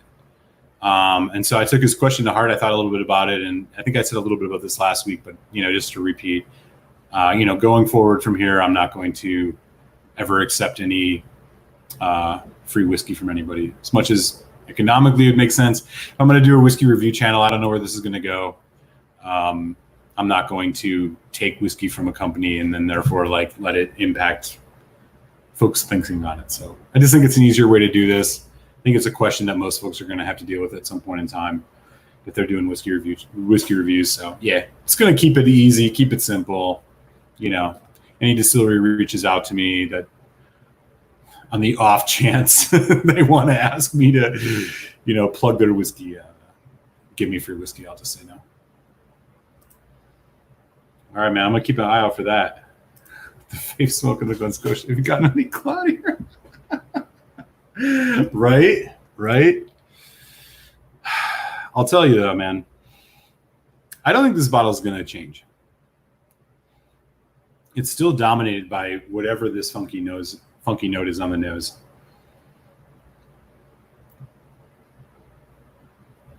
It's sharp, really, really funky.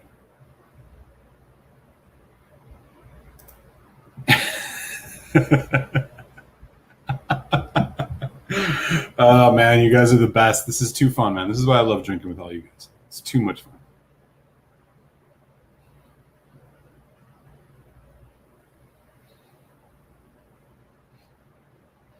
All right.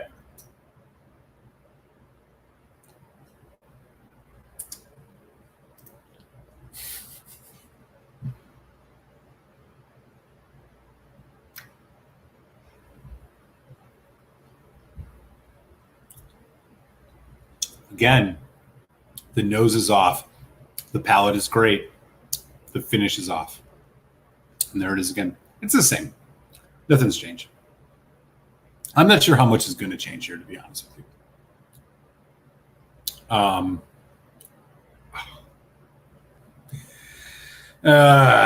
Oh, well.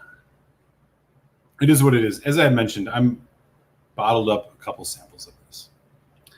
At some point in time, I'm just going to raffle them off or something. I'll figure out some way to do it, and I'll send you guys samples, and then you can tell me, like, dude, you've been crazy the whole time. This has been delicious. Or, yeah, man, there's something really off about this whiskey. Full disclosure, I take no responsibility for any deleterious impacts it has on your mental or physical health. Yeah, so check out the interview. I know you did. Check out the interview if you guys are interested. The master distiller there, Ian McAllister, was pretty adamant that the cloudiness was relatively normal, but the flavor profile wasn't. And so I think, if you ask me, what I think it is that the company that I bought it from maybe was playing a little fast and loose and didn't take care of their stuff. Maybe it just was stored improperly and got some bad contamination. I'm not really sure. It's weird. Yeah. If I get sent a Brora or a Port Ellen, I'll just disclaimer the hell out of that. Too funny, Peter. Yeah. I'm going to do my best not to, yeah. I don't think I will. As I said, if anybody offers to send me anything, I will say no. And I think it's just a good way to like keep things proper. That way you guys know I'm not just like shilling for some company or something like that, which is nothing I would do ever would. But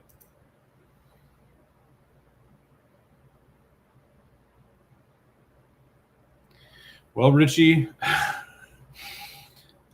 you know where the guy lives? Has he drank it yet? Maybe you can offer him a trade of something else to get that bottle back. Peter has the correct idea. What principles do you want to get? Fair, you guys. Fair. I hear you. Yeah. Macallan Fine and Rare. You're right. I totally goofed that up. Yeah.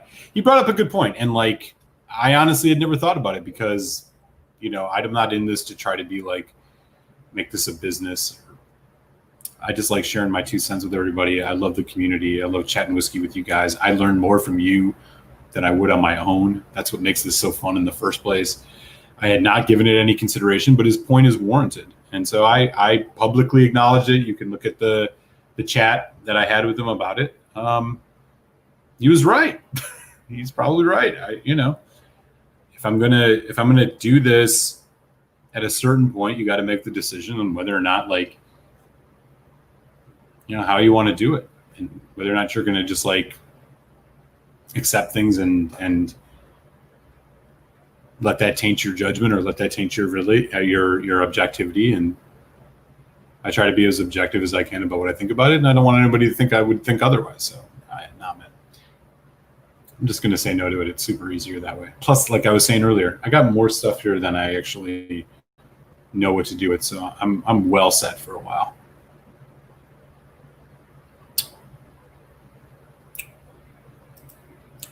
This Glen Scotia. Keep an eye out for that GoFundMe page. Anyways. Right on, man. So we're at about, a little bit after 9:30. How's everybody doing, man? It's been fun hanging out. Anybody sipping on anything interesting? Any recommendations? Anything you guys are still waiting on that hasn't been to come out this year that hasn't been mentioned? Let me know. Still got 15 folks in the chat. Let's launch everybody. As I mentioned, your regularly scheduled Malt and Telex show will be back next week. Old boy needed to get a little bit of relaxation time in. He did a happy hour, I think, over the weekend. Had a couple drams. You know how it goes. Everyone's getting loose. True. And also, just respect your samples. Respect the position that you're taking free samples, that you are taking on free samples. Oh, you respect. Okay. It makes a difference in your credibility. Oh, right on. Yeah. Okay. Yeah. If somebody like a friend of mine here in the community sends me some free samples, I'll take that. But what I won't take is from businesses. You know, if some distillery reaches out and says, "Hey, man, we just released a new whiskey. Do you want it?" I mean, in the off chance that all even happen, there's a million whiskey channels that have way more reach than I do. So I don't expect it'll happen. But if it ever did, I would rather be somebody that is upright and forthright with my with the folks that I hang out with. So yeah, I ain't gonna do it. That's fine. They can keep their stuff. I'm not interested in like shilling for a company. I just want to give my 2 cents about what I sip and let folks know if I think it's worth their money. And that's what I'm going to continue to do. So hope you all appreciate that at least.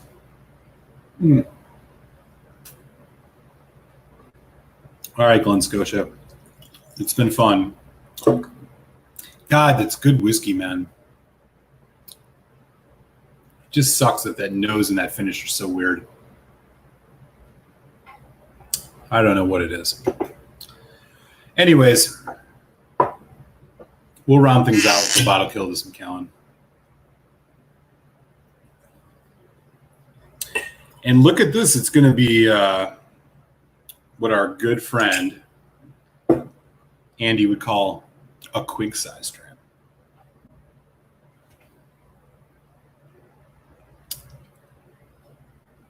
In all honesty, Food Quig is one of my favorite whiskey YouTubers. He's one of the folks that got me into this in the first place. Made me think I should make a channel. I've done a bunch of live streams with him. He does great reviews. He doesn't even score stuff. He just kind of like gives his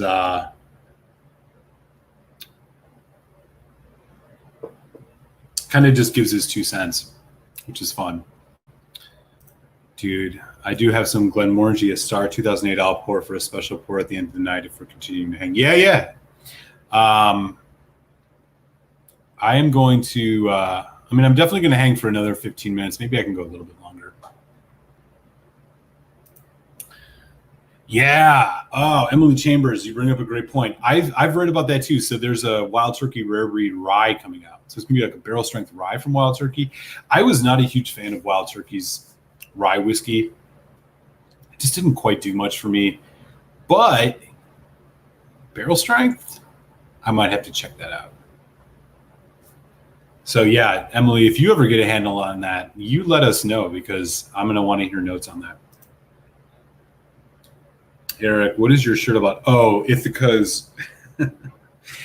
That's a funny thing you asked. So my partner, she went to Cornell, which is a university for grad. She went there for grad school in Ithaca, New York. And so there are some gorges in Ithaca, and it's just one of these like local shirt things where like it's like Ithaca's gorgeous, right? Yeah. Ithaca's in like kind of north central New York, not far from Syracuse. So she got me this shirt there. We went and visited the campus when she had been working for the university. So we went back and visited the campus. And so picked up this shirt. I don't know. It's a nice shirt, so I just rock it. But yeah, that's the pun. That's the reference. There are some like gorges there in Ithaca that people really like. It's a beautiful town. Upstate New York in general, beautiful place if you've never been there before. As a Midwest boy, this is part of the country I'd never seen before until I met her. So it was totally cool to check out. That's the shirt reference.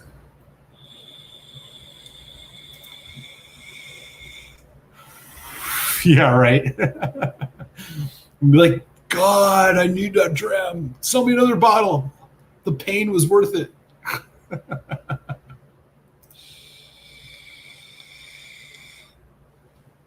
Neo Xerxes.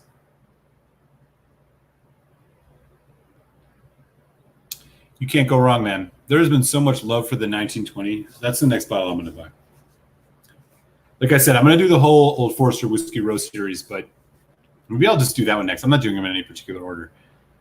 You guys are making me think about that Prohibition edition all night long, y'all. Y'all are hypes. I feel like I'm in an Old Forester corporate boardroom. I'm playing. No, I hear you. That stuff is delicious. I'll definitely check it out. Some chat. It says okie dokie. Yeah, man. It's just some local city reference. I think anybody that goes to Cornell, that's going to be one of the places that probably the only people that know about the Ithaca's gorgeous shirt. Got me. So as I'm working on this Macallan, I'm realizing I need a little bit more water. Gary K is in the house. What's up, Gary? Yeah, agreed. I loved the 1910. That was a fantastic pour. Absolutely fantastic. And the 1920 is great too. I'm not sure which one I like more, even though I tend to lean more towards barrel proof. So we've had a lot of chat about this tonight. A lot of folks are very much excited about the 1920. I might just have to get myself some. Maybe I'll do that for a review relatively soon. What do you think? Since Dram Dude's going to hang out and have a good pour of this, you know what? Y'all give me like 2 minutes. I'm going to go get a quick water refill. We'll go an extra half hour. I'm having fun. Give me a sec.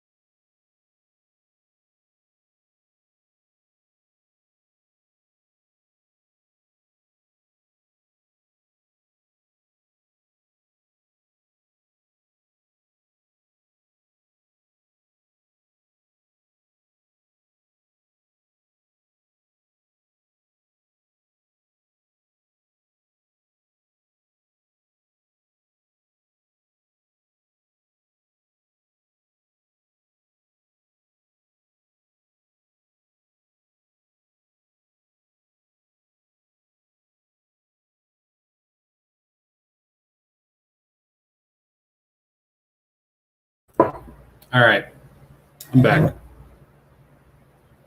We'll go for another 30, 40 minutes. Why not? Let me try and catch up on the chat, man. We still got 16 folks on, man, which is super cool, man. Thanks for everybody hanging out. It's always fun. Gary said he went to Colgate, which is near Cornell. Okay, so you probably know the Ithaca's gorgeous shirt. I'm sure you've seen one or two in your day, brother. Thanks for swinging by, man. What's in your glass tonight? Oh, man, Peter White. I saw the 18 Barolo Cask Alberta. That sounds delicious. I would love to hear your review of Kentucky Owl Rye. I would love to get a bottle of Kentucky Owl. Let me take a look, man. You guys want to know what's coming up next for me? Friday, you'll get my full review. Old Forester 1870, the first in the Whisky Row series.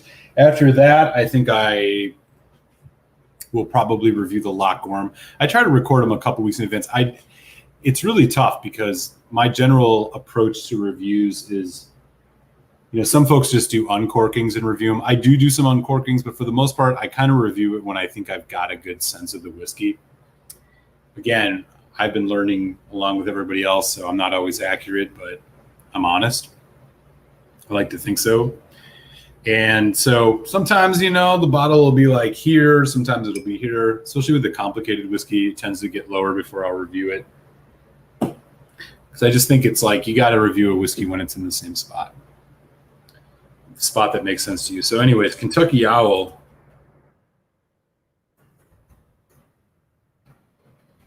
That's one of those more premium. Yeah. $140, $150. Yeah, I could probably put that on the list one of these days, Gary. Have you had it before? What do you think? Are you familiar with Glenmorangie Star? I am familiar with it, but I've never had it. You guys know if you've been hanging around the channel long enough, I'm a Glenmorangie fan. I think my favorite Glenmoes, probably the 18 and the Quinta Rubin. I love both of those. The Signet is great. I just think it's overpriced and not great for the amount of money that it charges. But I really like the 18. It's a great, just well-rounded. It's got a nice full body. It's relatively inexpensive. That's a good one. But I've not had the Astar. Or the other one I should mention, which I reviewed recently, was the Speos, which is the one that's aged in rye. That's a really good whiskey. Scotch and rye, can't mess around with it, man. You're lucky to find very many of those. Hey, Beer Hound Beer Reviews. What's up, buddy? Cheers. I obviously don't have a beer, but I do have a whiskey, and I'll raise it to you from the OC. What's good, man? What are you sipping on tonight? Happy Tuesday.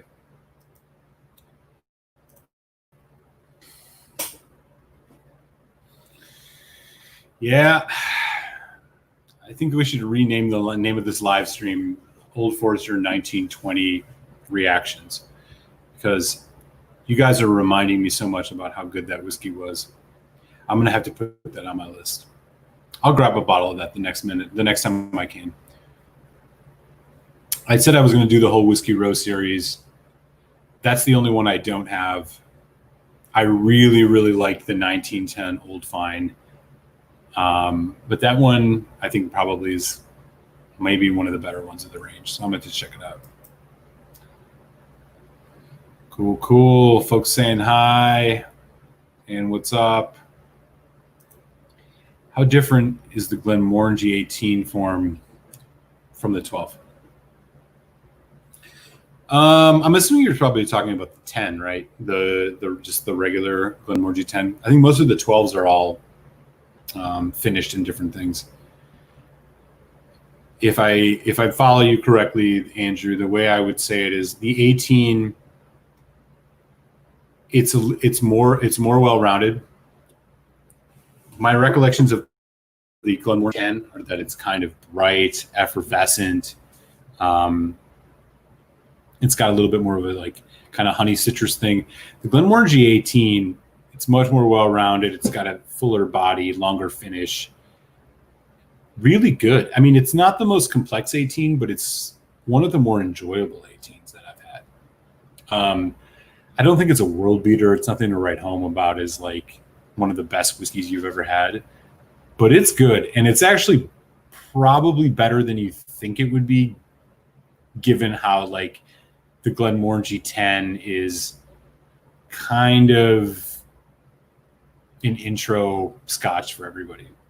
So personally for me, I just think I thought the 18 was really pretty impressive, but maybe not like a world beater in any way. Like I can name a couple 18s I think are better, including the Glenlivet 18 before it went to 40%. Folks saying hi. Peter didn't love the 18. He says it's mediocre at best. Fair enough. Yeah, I really enjoyed it.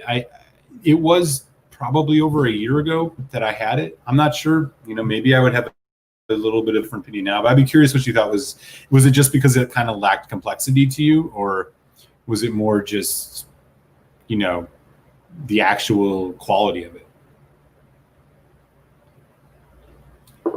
Peter will probably have some good opinions on that.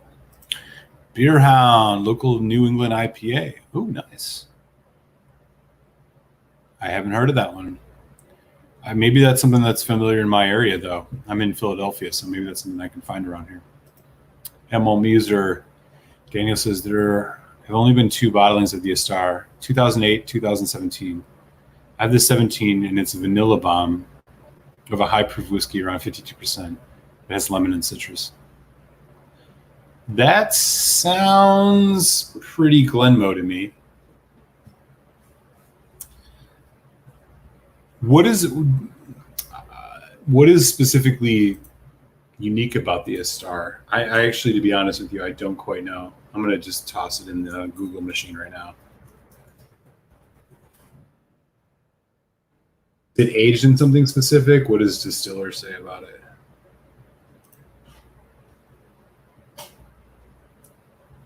%52.5%. Okay. So it's all bourbon. Oh, interesting. They get casks from the Ozark Mountains of Missouri. Okay. Yeah, interesting, man. I've never had it, so. It was just Matt gifted half the bottle. Oh, okay. Yeah, Peter wasn't a huge fan of the 18. Understandable. I liked it, again, probably because I'm just somebody that really, really enjoys Glenmorangie. I look at Glenmorangie as kind of the foil whiskey. It's one of those whiskeys that like works completely separate from most of the other stuff I drink, in that it's really palatable. It's not super challenging, but what it does really well. And I think, though, what I loved about the 18 was just that it had a nice body. It had a nice, like, strong finish, orange, honey, Again, not the most complex thing in the world, but I enjoyed it. But, yeah, fair enough, Richie. Or Peter, fair enough. Oogie is awesome. I thought cast strength peated scotch was all hype. Agreed on both fronts there, Neo. Oh, yeah, Dram Dude knows what's up. Yeah, fancy cast from the Ozark, specific trees. Okay. So it almost is like kind of getting into a terroir thing, right? Or it's at least trying to proliferate the idea of terroir, which is this concept that, like, in some sense, terroir says that certain barley will denote certain flavors that you can't find compared to other barleys. And this, it's like a little bit the same, right? Oh, we got these special casks from this very special region. It's the same trees, but they were grown a certain way. Maybe it'll have a certain type of flavor. So, it's not exactly terroir, but it's kind of similar. I have not had it, so I can't quite tell, but I'd be curious if anybody else has opinions on the Astar, if there's something quite unique about it, or if it's kind of, again, the ABV being at 52%, and it's an NAS, sort of raises a red flag for me that, like, okay, maybe there's a little bit of uniqueness, but is it being artificially kind of boosted up just by the ABV and not actually the, you know, quality of the casks compared to like the 18, right, which is only 43%.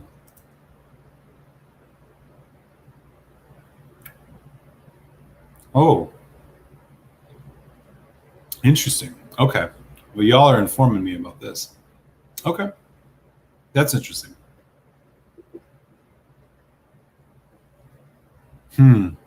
Lending them to Heaven Hill. Okay. Age 11. Interesting. Okay, cool. Cool. You need to try the sale. I have a source and we'll get two. One for me, and if they have an extra. Oh man, that would be incredible. Is that I've not heard of that one. Yeah, Richie, let me know, man. Email me. I'm interested. I'll drop my email here in the chat. Got to do it in YouTube though, because this thing it's too hard in that. I'd be really interested in that. I've never heard of it. Oh, you had the same feeling about Akentash in 21 as you did about Glenmorangie G18. I totally understand. Not one of my favorite.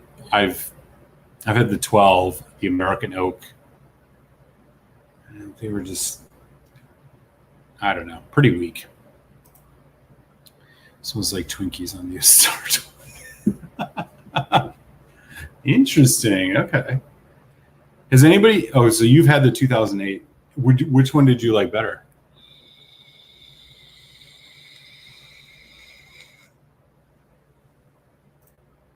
Yeah, fair enough, man. Cheers, Richie. I appreciate that, buddy. Spios is super good. Oh yeah. Oh, cool. You got it. That's right. You got a bottle of it, Daniel. Awesome, man. I'm so happy to hear you enjoyed that. That I really liked that. That was one of my more favorite Glenmorangies. You just don't find, like, I know I can count on one hand how many rye aged or rye finished single malts I've had. I know Glenallachie's got a new one out now. I haven't had the opportunity to try it, but yeah, man, that the Spios is really, really tasty.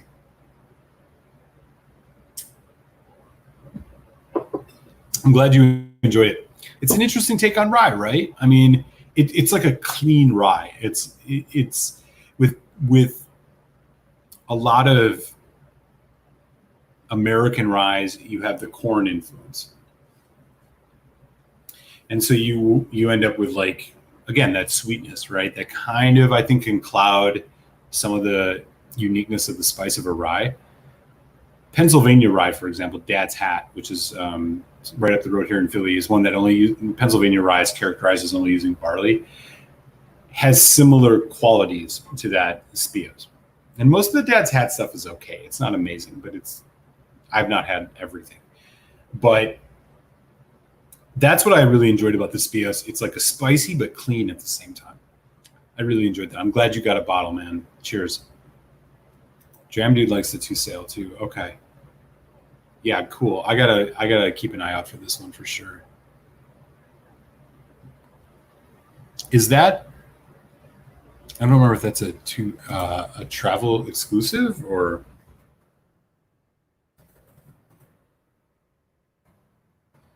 2 sale. Glenmorangie. Oh, it's one of the private editions. Oh, okay. Oh, you can still find it sub $100. What year was this one? Yeah, not really anywhere around here though. Yeah, Richie, I'd love to chat with you about that. That sounds delicious. I enjoy Glenmorangie. Jam Dude says 2 sale is a good one. Right on. Wouldn't mind a second bottle. Private edition. Okay. Richie says I'm actually having the 08 for the first time tonight, says Daniel. I think I might like the 08 better. The 17 is the most vanilla bomb of vanilla bombs I've had. But the 08 is that with more spice. Okay. Interesting. I'm trying to think of other things I would characterize as a vanilla bomb, and only one thing comes to mind. That's the Compass Box Hedonism. I wonder if it's comparable at all. Obviously, that's a grain whiskey, but okay. Cool to know. I've never seen the 08. I've seen the 17, I think, but I've not seen the 08. I've been curious about Dad's hat. Did you find when you were like, yeah, hang on 1 second.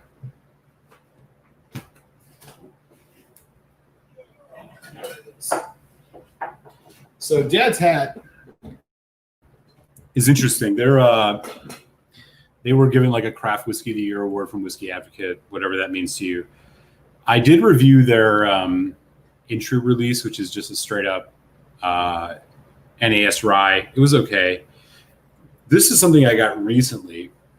This is a Dad's Hat straight rye whiskey, Pennsylvania straight rye whiskey. This one is a store pick. I think it's, God, what is the ABV on this one? 61.2%. This one is pretty tasty. So look for single barrel cask strength. They also have some really interesting finished ones. They have a vermouth. They have a port wine finish. I've never got the opportunity to try any of those. I wouldn't say that they're like go out and buy them, but the ones I've had, the regular one, it's okay. Pennsylvania rye is interesting because it's only barley and rye. So there's no corn in it at all. So you're removing that like sweet element. So if you're looking for something like I was saying earlier, a little bit of a cleaner rye experience, check it out. Depends on the price too, of course. But yeah, that's what I got for you on that. Spios is ridiculous. I do think it's overpriced. At $65.75, it would be perfect. Yeah, I agree with you. It's a little bit much, right? I mean, all those private editions, they're all NAS for the most part, $100 some. Oh, Dram Dude. West Coast, man. The East Coast bias here on this channel is showing itself. Let's launch it, Dram Dude. Love chatting with you, man. Thanks for swinging by.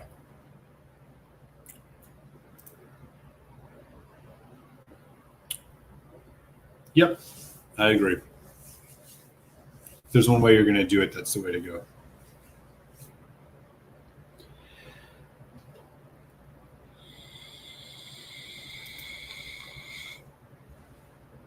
Yo says 100% super vanilla and other good things are going on. It's a great bottle. As long as I can find it, I'll have it.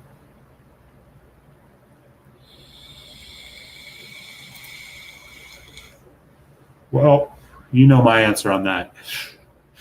I just smoke weird vape oil. Anybody here is a cigar fan? Let folks know. Neo's looking for it. I don't know much about cigars, so I can't comment on it. I don't like to speak too out of turn.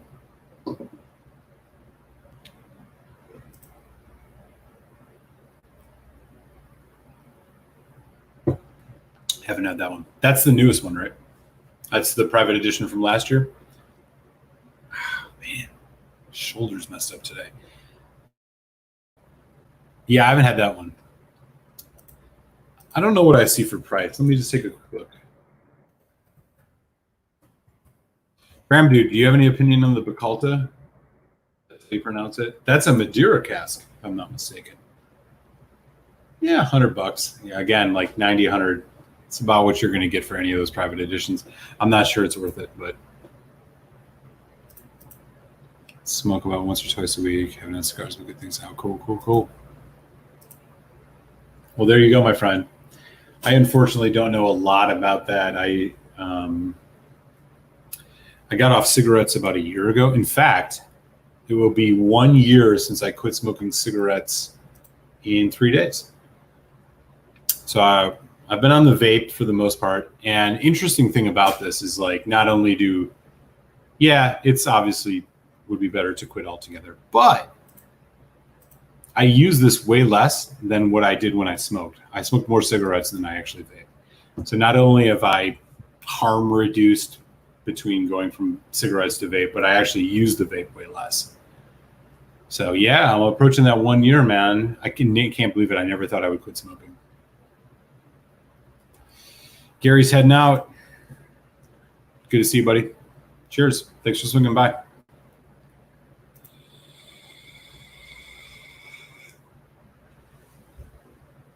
Ooh.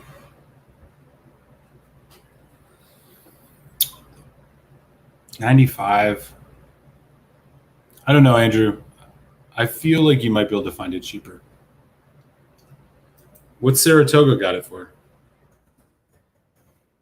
I know you're right in the same neck of the woods as me, so I might take a look. Oh yeah, man. Forget all that noise.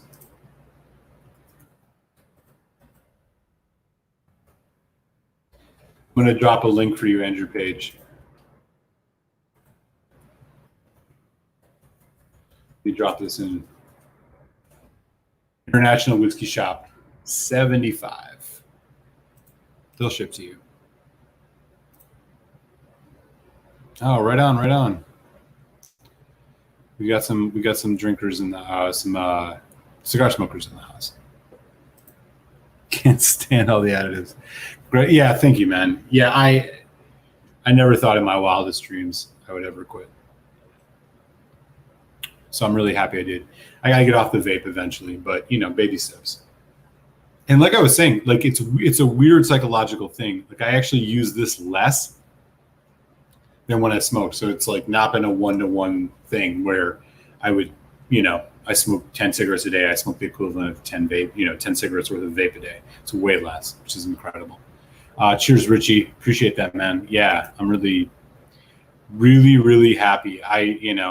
I'm 38 years old. I was 37 when I quit. The idea that I was ever going to quit, I never thought I would.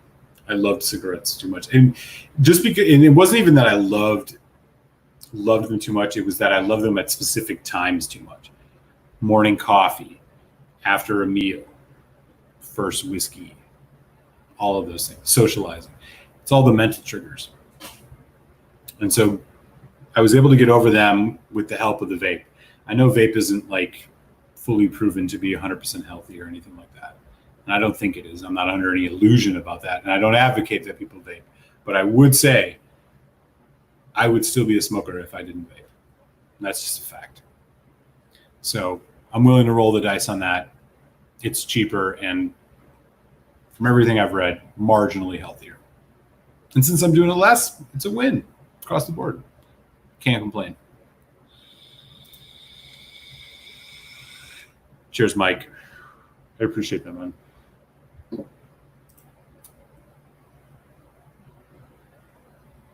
Yeah, they do. No doubt. All right, y'all. I am reaching the end of this Macallan. Bottle is killed. A little bit left. I might miss this one. This was a good pour.